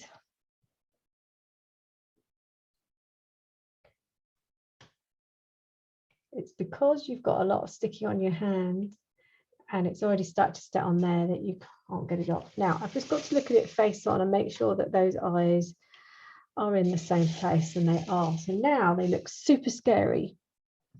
But what we need to do is enclose the area within which, or enclose the socket. So I'm just going to use the fat end of my tool. Just make sure that's in and close that up. So we're creating just a little bit of an eyelid. Not, it's more a press down than a complete close. Oops. So it's inset a bit, and if you want to, we could actually press that cheek just to close it up a fraction, just to make it a little less scary. So we're kind of blending it in, if you like. Let's get that bit. Maybe it's going to be easier to do it this way.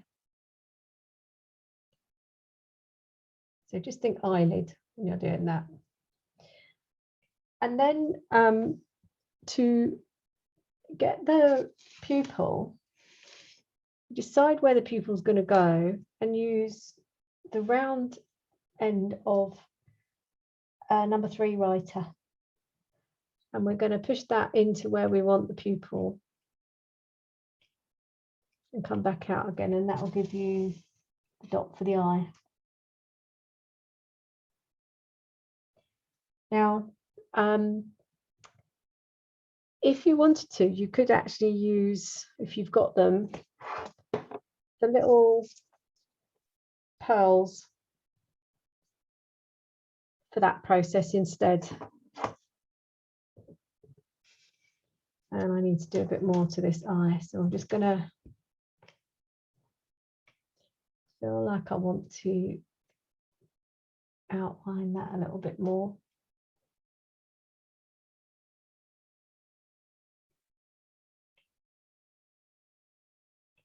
And press it down a bit more.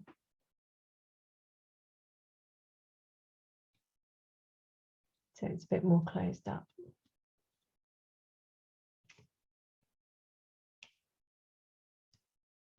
I've got the whole character is at the wrong angle for me to do this and for you to be able to see. That's the only disadvantage here. So we go in a bit more perhaps, and then press down. We just want to donate some paste to create an eyelid. That's all I want to do.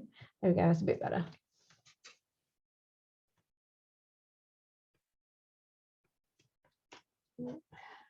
Again, it looks like nothing until we've painted it. And we're going to do the same on the other side. It actually needs to be enclosed on the other side as well.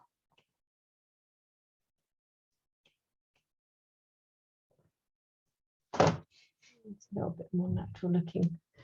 And then I bet you this bit goes easier. Let's try. We're gonna just use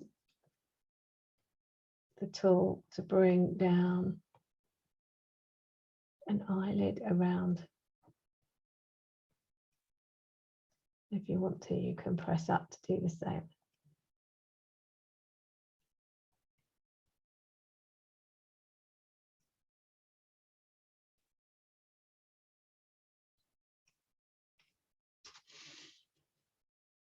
And then we can put our little dot in there for the eye.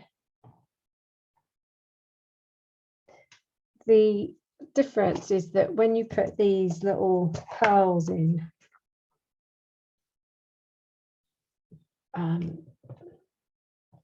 you've got to bear in mind though as well, you possibly need sugar glue for this because the pearl won't stick to the, oh, there we go. It's a bit more effective. But we've got black petal dust, so we can paint with that if you haven't got these pearls.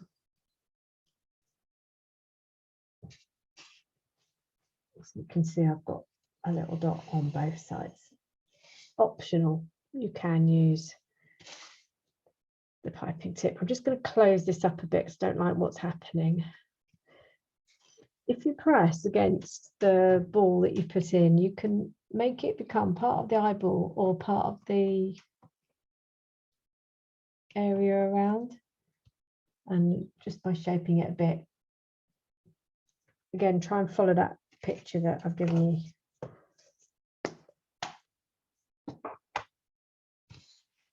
It'll look better once it's painted.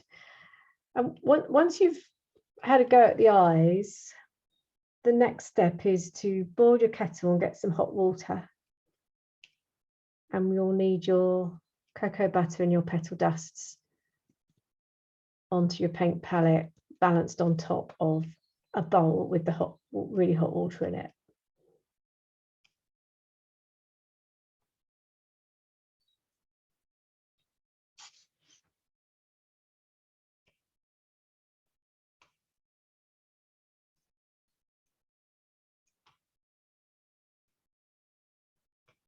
Yeah, I'm just pressing some of the blob, some of the ball that are, and creating a surround because it was too rounded. So this looks a bit better.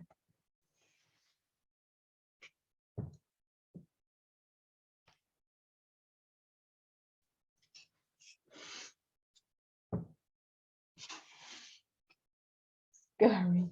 Wouldn't want to meet him on a late night. So I've got black, yellow, white, red petal dust. My cocoa butter's in the middle. I've got my art palette on top of a cereal bowl of boiling hot water. And I've just mixed this in to make a pale brown. I feel like I want to make it a bit paler and possibly a bit more yellow, a bit more kind of autumny. Because red will give you chestnut brown and yellow will make it more autumnal, like oaky. To paint then, I'll just swap cameras again to show you. When you're looking at this figure here, hello, you can see there's quite a few areas that are white. So those are the areas that you want to avoid with your wash of brown. So the front part of his tummy, his ends of his paws and his feet, his tail is white. And you'll notice as well in the eye area and the front where his mouth and nose is. Inside of the ears are white as well. Back side of the ears are brown. Now, I've put white highlights on after I've painted the brown. It's quite quick to set this, so you'll be able to do that. So don't worry that this is a mix of white and brown because you can add the white on after as well. But you just want to avoid those areas that are, in fact, much whiter. Okay, so starting with the tummy, because that's easy to work out. Just moving my palette. I've got tools in the way. Try and move this back so you can see. Just use your flat brush to start to brush in the colour. You can support him so he doesn't wobble too much. And you'll notice that the texture will take on the colour deeper in some areas than others. So straight away, you've got this really nice kind of wash effect on there. It won't stay shiny for long.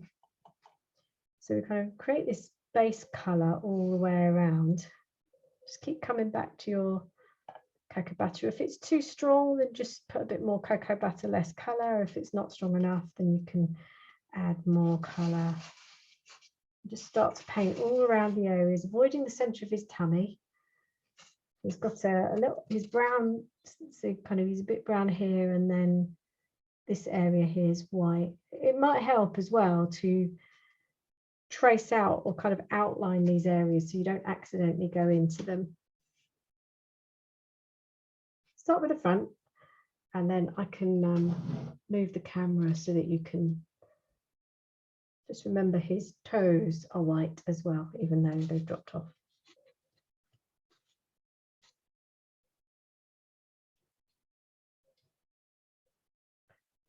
And if it's not red enough, or whatever shade you like, really.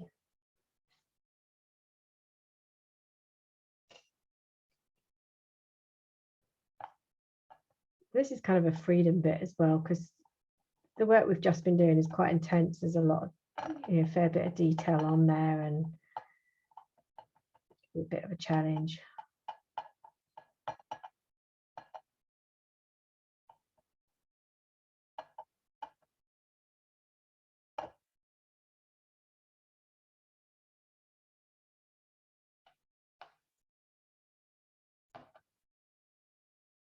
And just mix up your palette until you're happy with the colour that you're getting.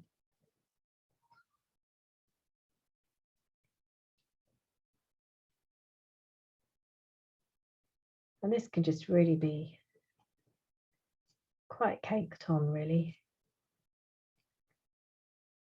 Your brushes later will need soaking in some boiling hot water and then rinsing and washing up liquid a few times to get rid of the grease, a bit like when you use the pastry brush for oiling, brushing oil onto something.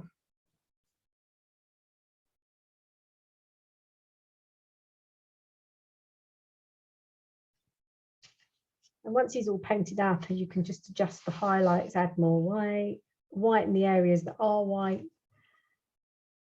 And we've just got the whiskers to put on and painting the outline of the eyes.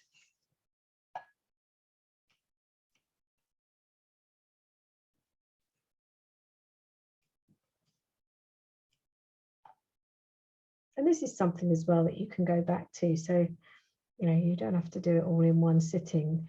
This can be done whether it's tomorrow or whenever. And you can add to it. As I said, this one's about 4 years old. And the interesting thing about chocolate is colour doesn't seem to fade. I mean, I haven't put it in direct sunlight, of course, but it definitely has not faded like a flower would.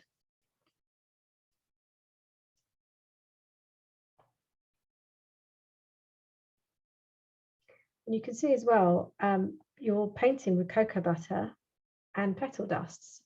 So if you're trying to paint colours on something that's chocolate, this is something that you can do rather than buying all the cocoa colours.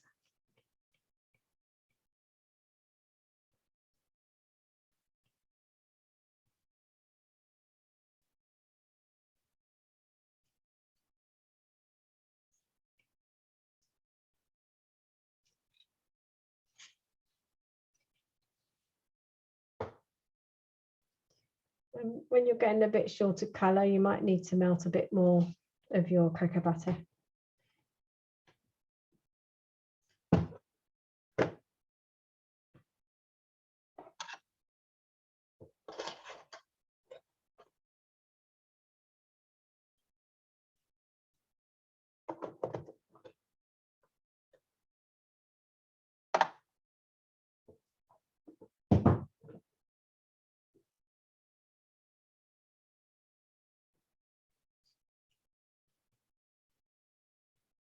So avoid the areas that are white.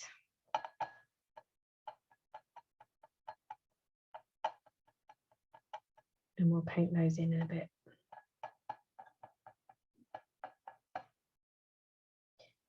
I'm just going to get more water from my kettle.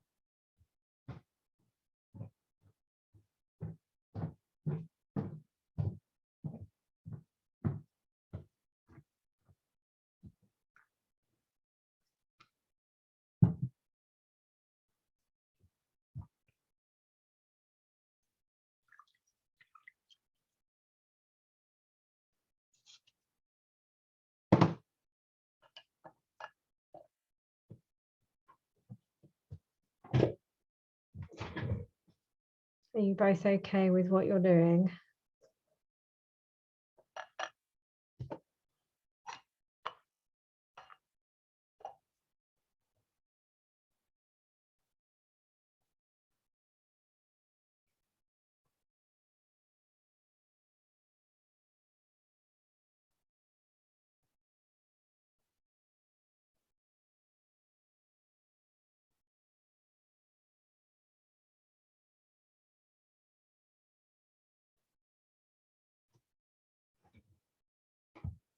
You're all right, Ruth.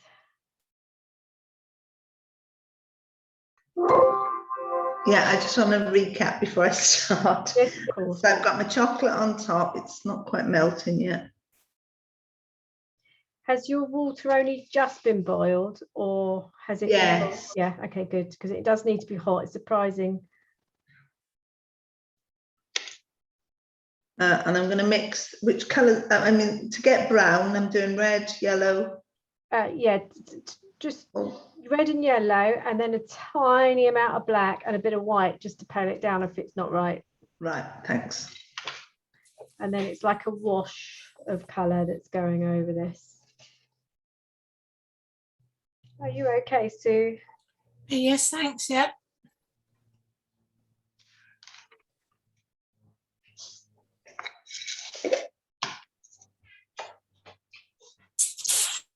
I think now, even though it's quite a complex model, what's quite good is now you know how to make the armature for any animal, you know how that's all constructed, and how to work with the chocolate paste, how to keep it cool, how to warm it up. The fact that it sticks to itself, you don't need any glue. How to paint something. I mean, it's always useful just to work with white chocolate paste, and then you can add your tone like this after. So did you, Hannah, just mix the powder with your brush? Yeah, just pick up the powder colours on the tip of your brush and add it to your cocoa butter. Okay, thanks. And start with the palest shade, and then as you build up the colour, you can then put a bit more red in, add some black streaks, and then when you've got to the point where you've coloured everything that you want brown, and with the kind of different shades of brown, then you can, well, maybe start with a fresh brush on a clean area of your saucer or a new saucer, a bit more cocoa butter, and paint on your white highlights and the areas that are white. So the white's done last. Don't know why, probably be better to do it the other way around, but no, the white's done last.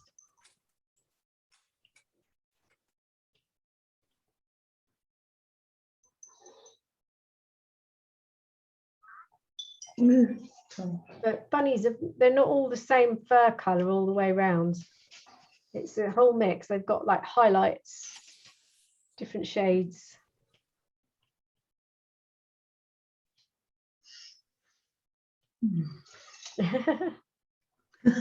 Trick to do is to start, because once you've got like a background colour on it, and then you can start to add your different shades of blacky brown, reddy brown, yellowy brown. Mine is very black looking at the moment. I don't want to put okay, add some white. Oh, okay. Yeah, and see where that takes you.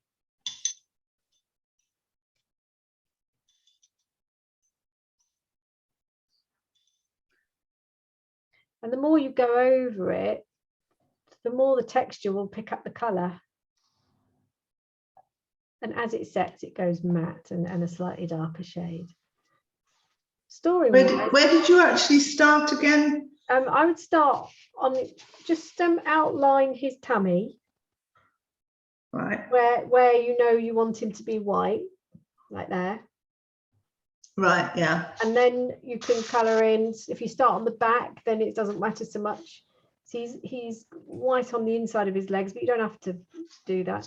The white will come out. You can put white on top of the colour. So you can see I've got a whole mix of shades in there, but I've kept his paws, his tail, his nose, eye area white, inside of his ears are white. Just have a look at the model and I'll give you a good idea. Okay, I'm not sure whether I've just massacred my chocolate. It's all gone black. I think I may have overdone the black. Well, you can paint over that. It should allow you, because it's fat based, it should let you do that to a certain extent anyway. Yeah, he's.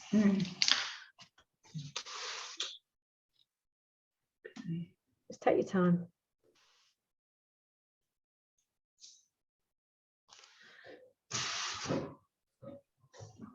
Think about it, you're not having to drive home, are you? So this is traveling time now. In case anyone's wondering where their dinner was.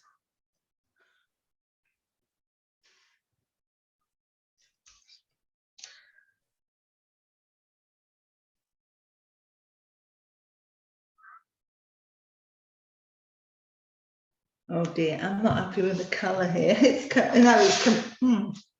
Let me have a look. I don't know where to start again with my mix. He's now coming out as sort of a, where's my camera? I can't see. So it's quite black, yeah? Yeah, and it's very grey looking now. Okay. So you want to add in a bit more yellow and a bit more red. Right. I'll try.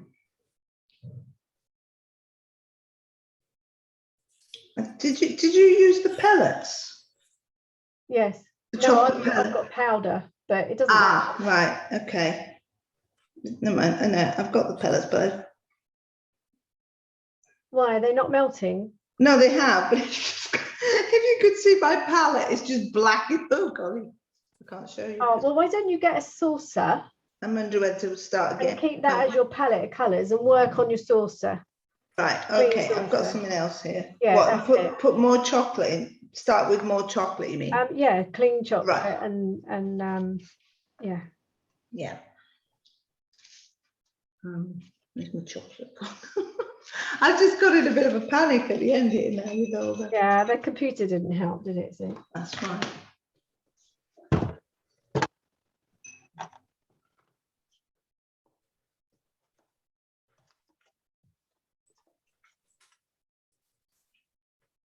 In case you're wondering, the eyes are yellow and they're black outlined, which I will show you in a minute, but just in case you're wondering.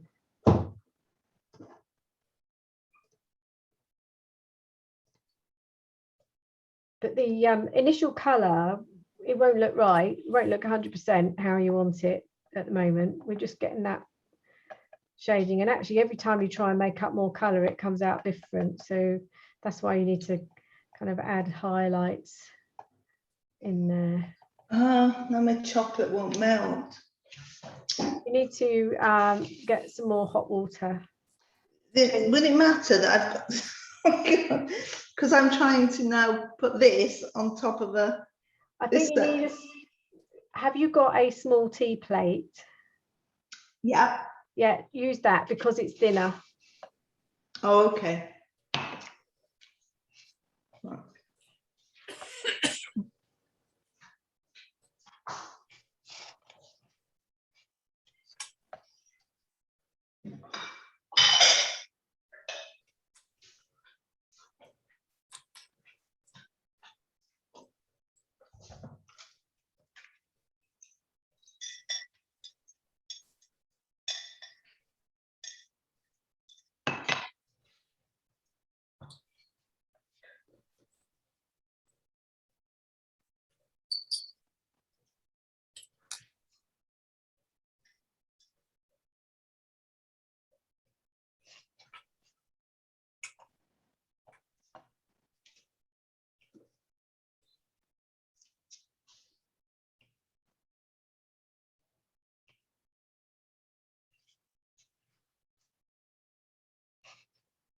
I think I'll have to go and boil the kettle again. Yeah, boil the kettle. You need boiling. It's surprising how quickly it cools down, actually.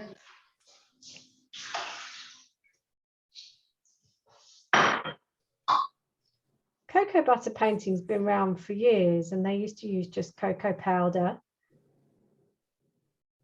and cocoa cocoa butter, literally. That's all it was. And so you could paint on sugar paste with it. And it makes some beautiful illustrations from it, you know, really pretty. But of course it never sets because it is cocoa butter. It will always melt if you touch it. And then from cocoa butter painting, if you use the petal dust, as you've seen, you can put colour to your creation. So instead of being brown and white sepia, you can create colour and shading. And it's quite quick setting, so if you're changing or adding colours, as soon as it's set, you can add the next colour layer on. It's all good.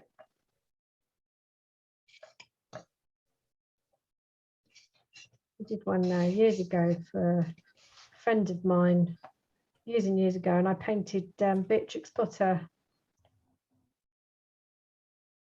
characters all round. Was it Winnie the Pooh? I can't remember, one of them anyway.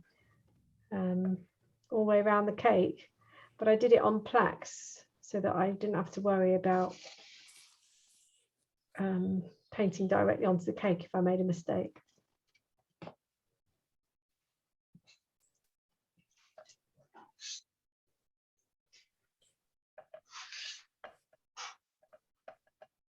I've got a few black streaks going on now just to make it look a bit more, you know, give it a bit of depth and interest.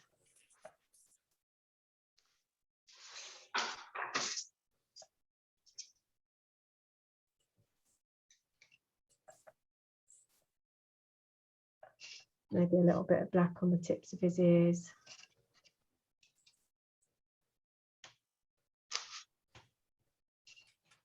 You see that better if I turn it down. Just catching streaks of it. Don't be too perfect.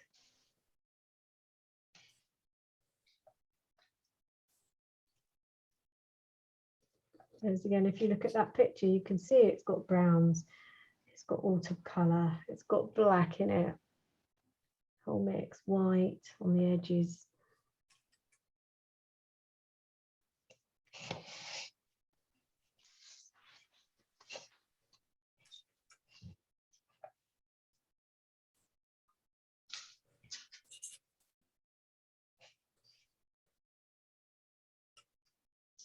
So can you still,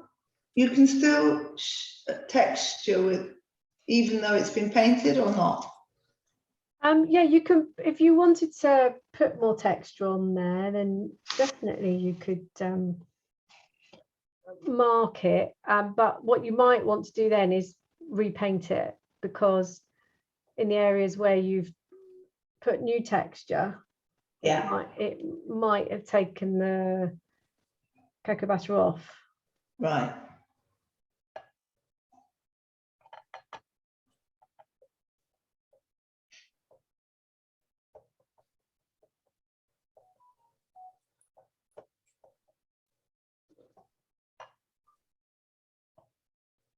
So I'm going in with a third shade now, and you can see that's starting to give it some real depth and interest, keeping the areas we want to whiten or keep light unpainted. And all I've done there is just add more red, more black, more yellow. So it's a whole mix, just turns brown.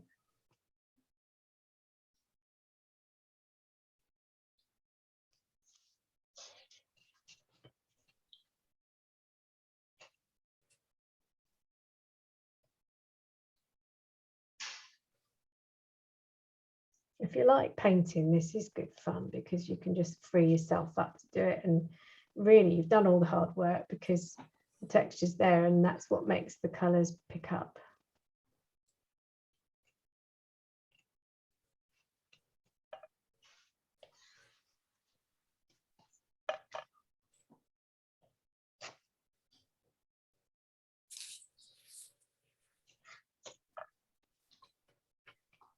And if you're feeling rushed, you don't have to finish this bit while we're on. You can come back to it. Yeah, it's okay to put another layer on once it's dry.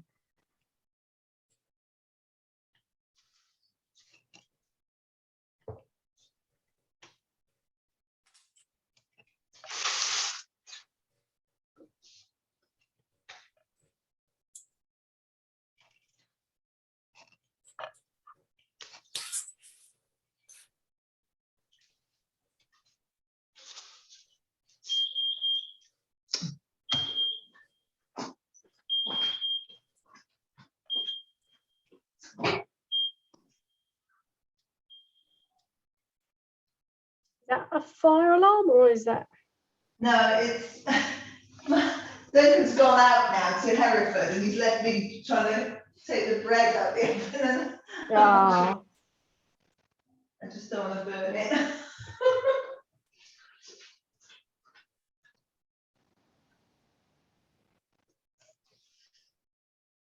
so I'm working with my white petal dust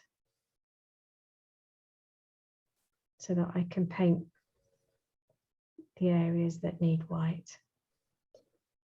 Just make sure your cocoa butter is properly melted to be able to do this, otherwise it's going to be a bit messy. And if you need to change your water, then do.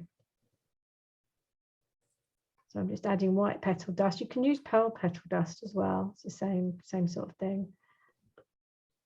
Add that into my cocoa butter.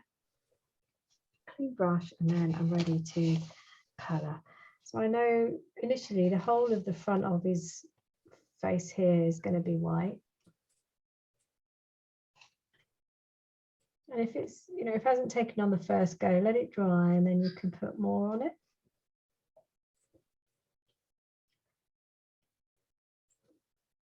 So just smear that across the front of his face. And then this part here is white.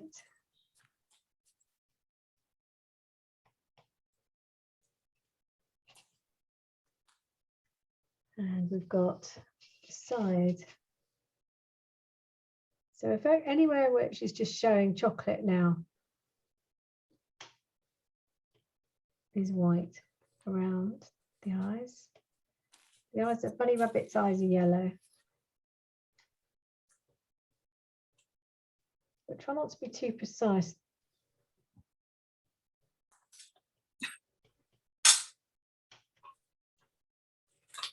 Inside of the ears.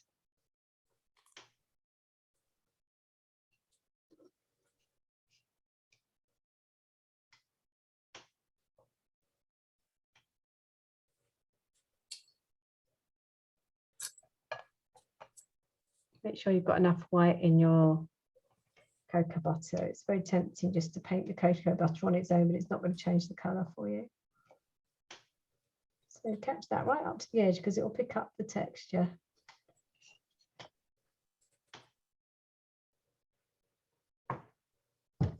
I've got a bit more cocoa butter in my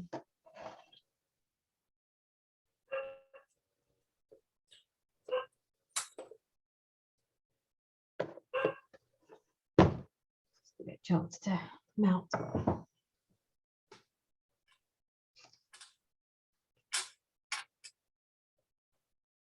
We'll pause.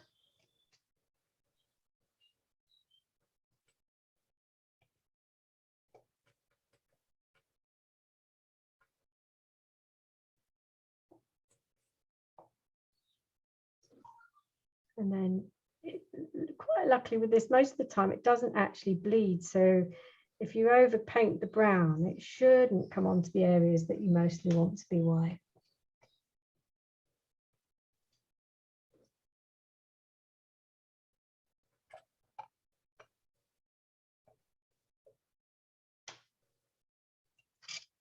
Tail's white, tummy's white.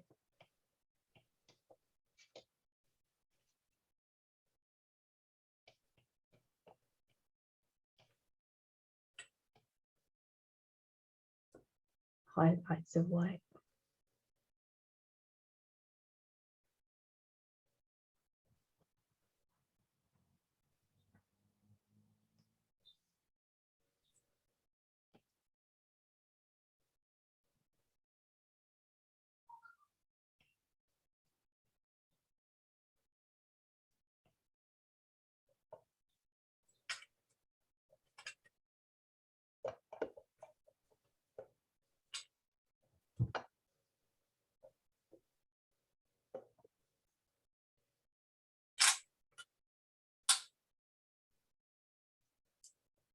with the white, when you make up the color, you could make it so that the cocoa butter is not so melted, and then you get thicker paint, which is quite effective.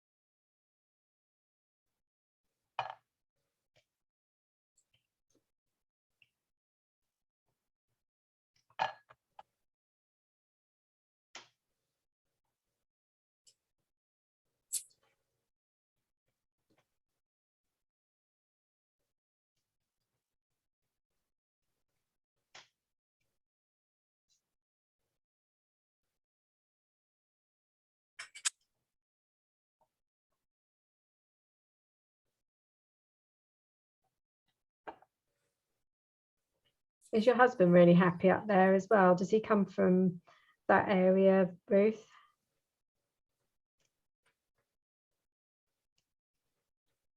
Probably you're muted, sorry.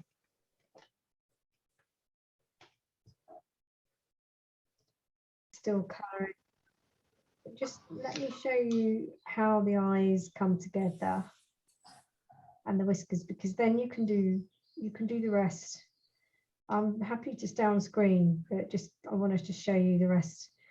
So I've got a little bit of cocoa butter and some yellow because I want to paint. Now, if you haven't got your eye black in there already, great, because that bit around there goes yellow, just because it does.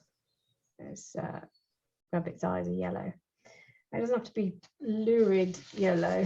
It can just be jaundice, subtle. And this should calm this area down as well, so it doesn't look so sticky out and scary. We've got a slight yellow tinge there, and then I'm using a fine brush for this.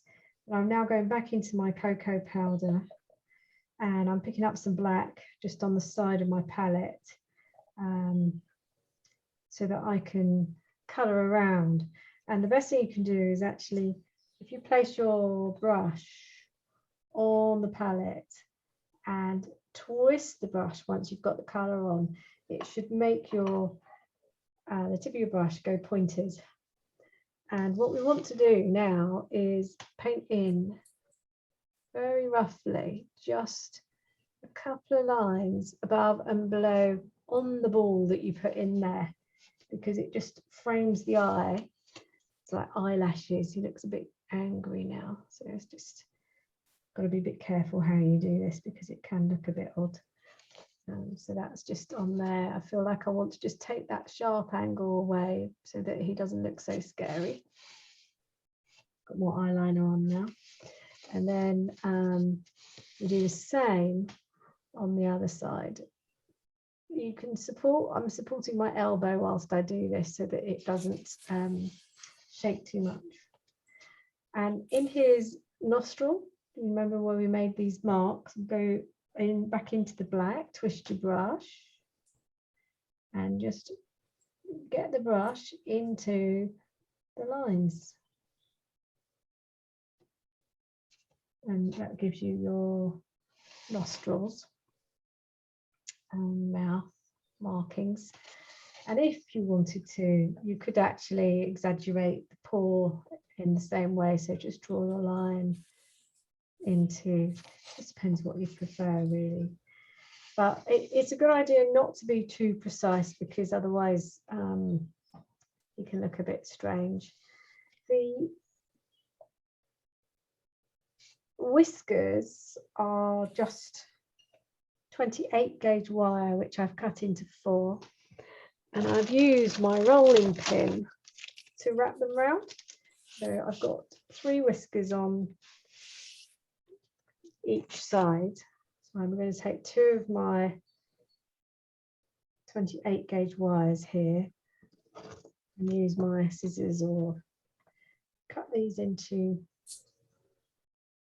4. So in 4s, quarters. Let's just get the other one done as well. That leaves you with a couple spare. So having cut those lengths, just going to change the camera view so that you can see what I'm doing. Level them all off. Ooh, where are we? Everything's in the way. It's a big project doing such a small area. So I level them off at one end, and then take your rolling pin, place them underneath and curl them.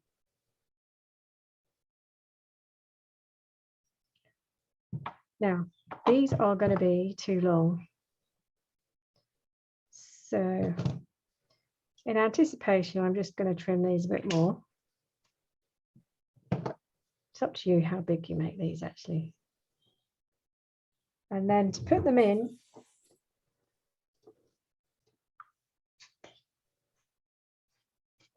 they're going to go in right on the edge of where we've flattened for the mouth. This is probably a little bit curled, so we'll just open up the curl a little bit more, and they're going to come in. Put the bottom one in first. 1.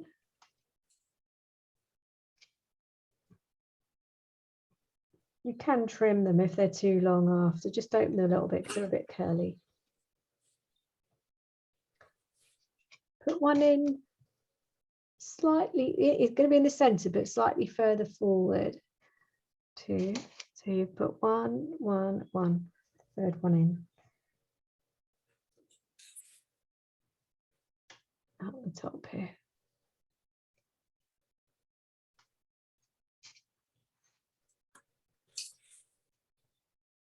So we've got one in front, in the middle. And then we could do the same on the other side. These are so long, they'll likely knock you out. So one at the bottom, on the side here.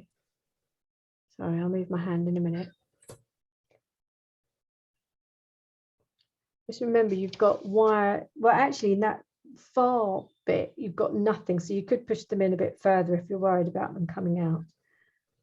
So do the bottom one first. I like to support my hand so it doesn't shake. This one goes in. Slippery, come on. What you've got at this stage is you can't really handle it because you're going to get cocoa butter and chocolate powder all over yourself. So we're going to open that last whisker out.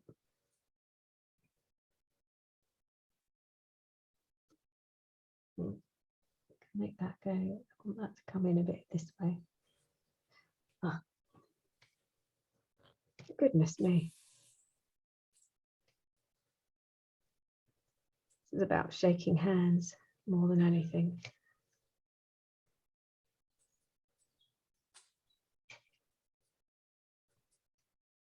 That's it. Oh, I need a trim. So if you need to trim, don't use scissors because it'll judder. You're better off using wire cutters. And I think it's, yeah, you can decide where you want those to be. The middle one could be shorter. And just try and match it up on the other side so it doesn't look weird. So a little bit off the top. Bottom one can be, let's just adjust these so they look right. So a little bit off, just a little bit off. I'm sure in the real world that bunnies' whiskers grow at different rates, so it wouldn't matter if one was slightly longer than the other. And that gives you his whiskers.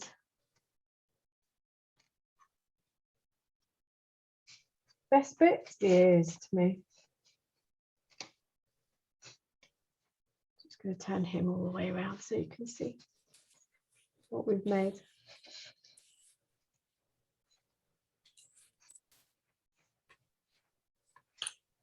I'm bringing closer to his friend who's going to hug any minute. Oh.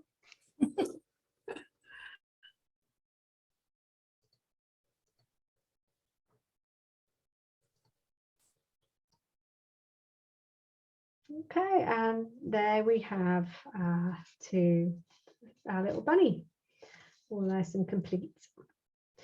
So it's been lovely to teach you today, and I hope to welcome you back again soon. Take good care for now. Bye now.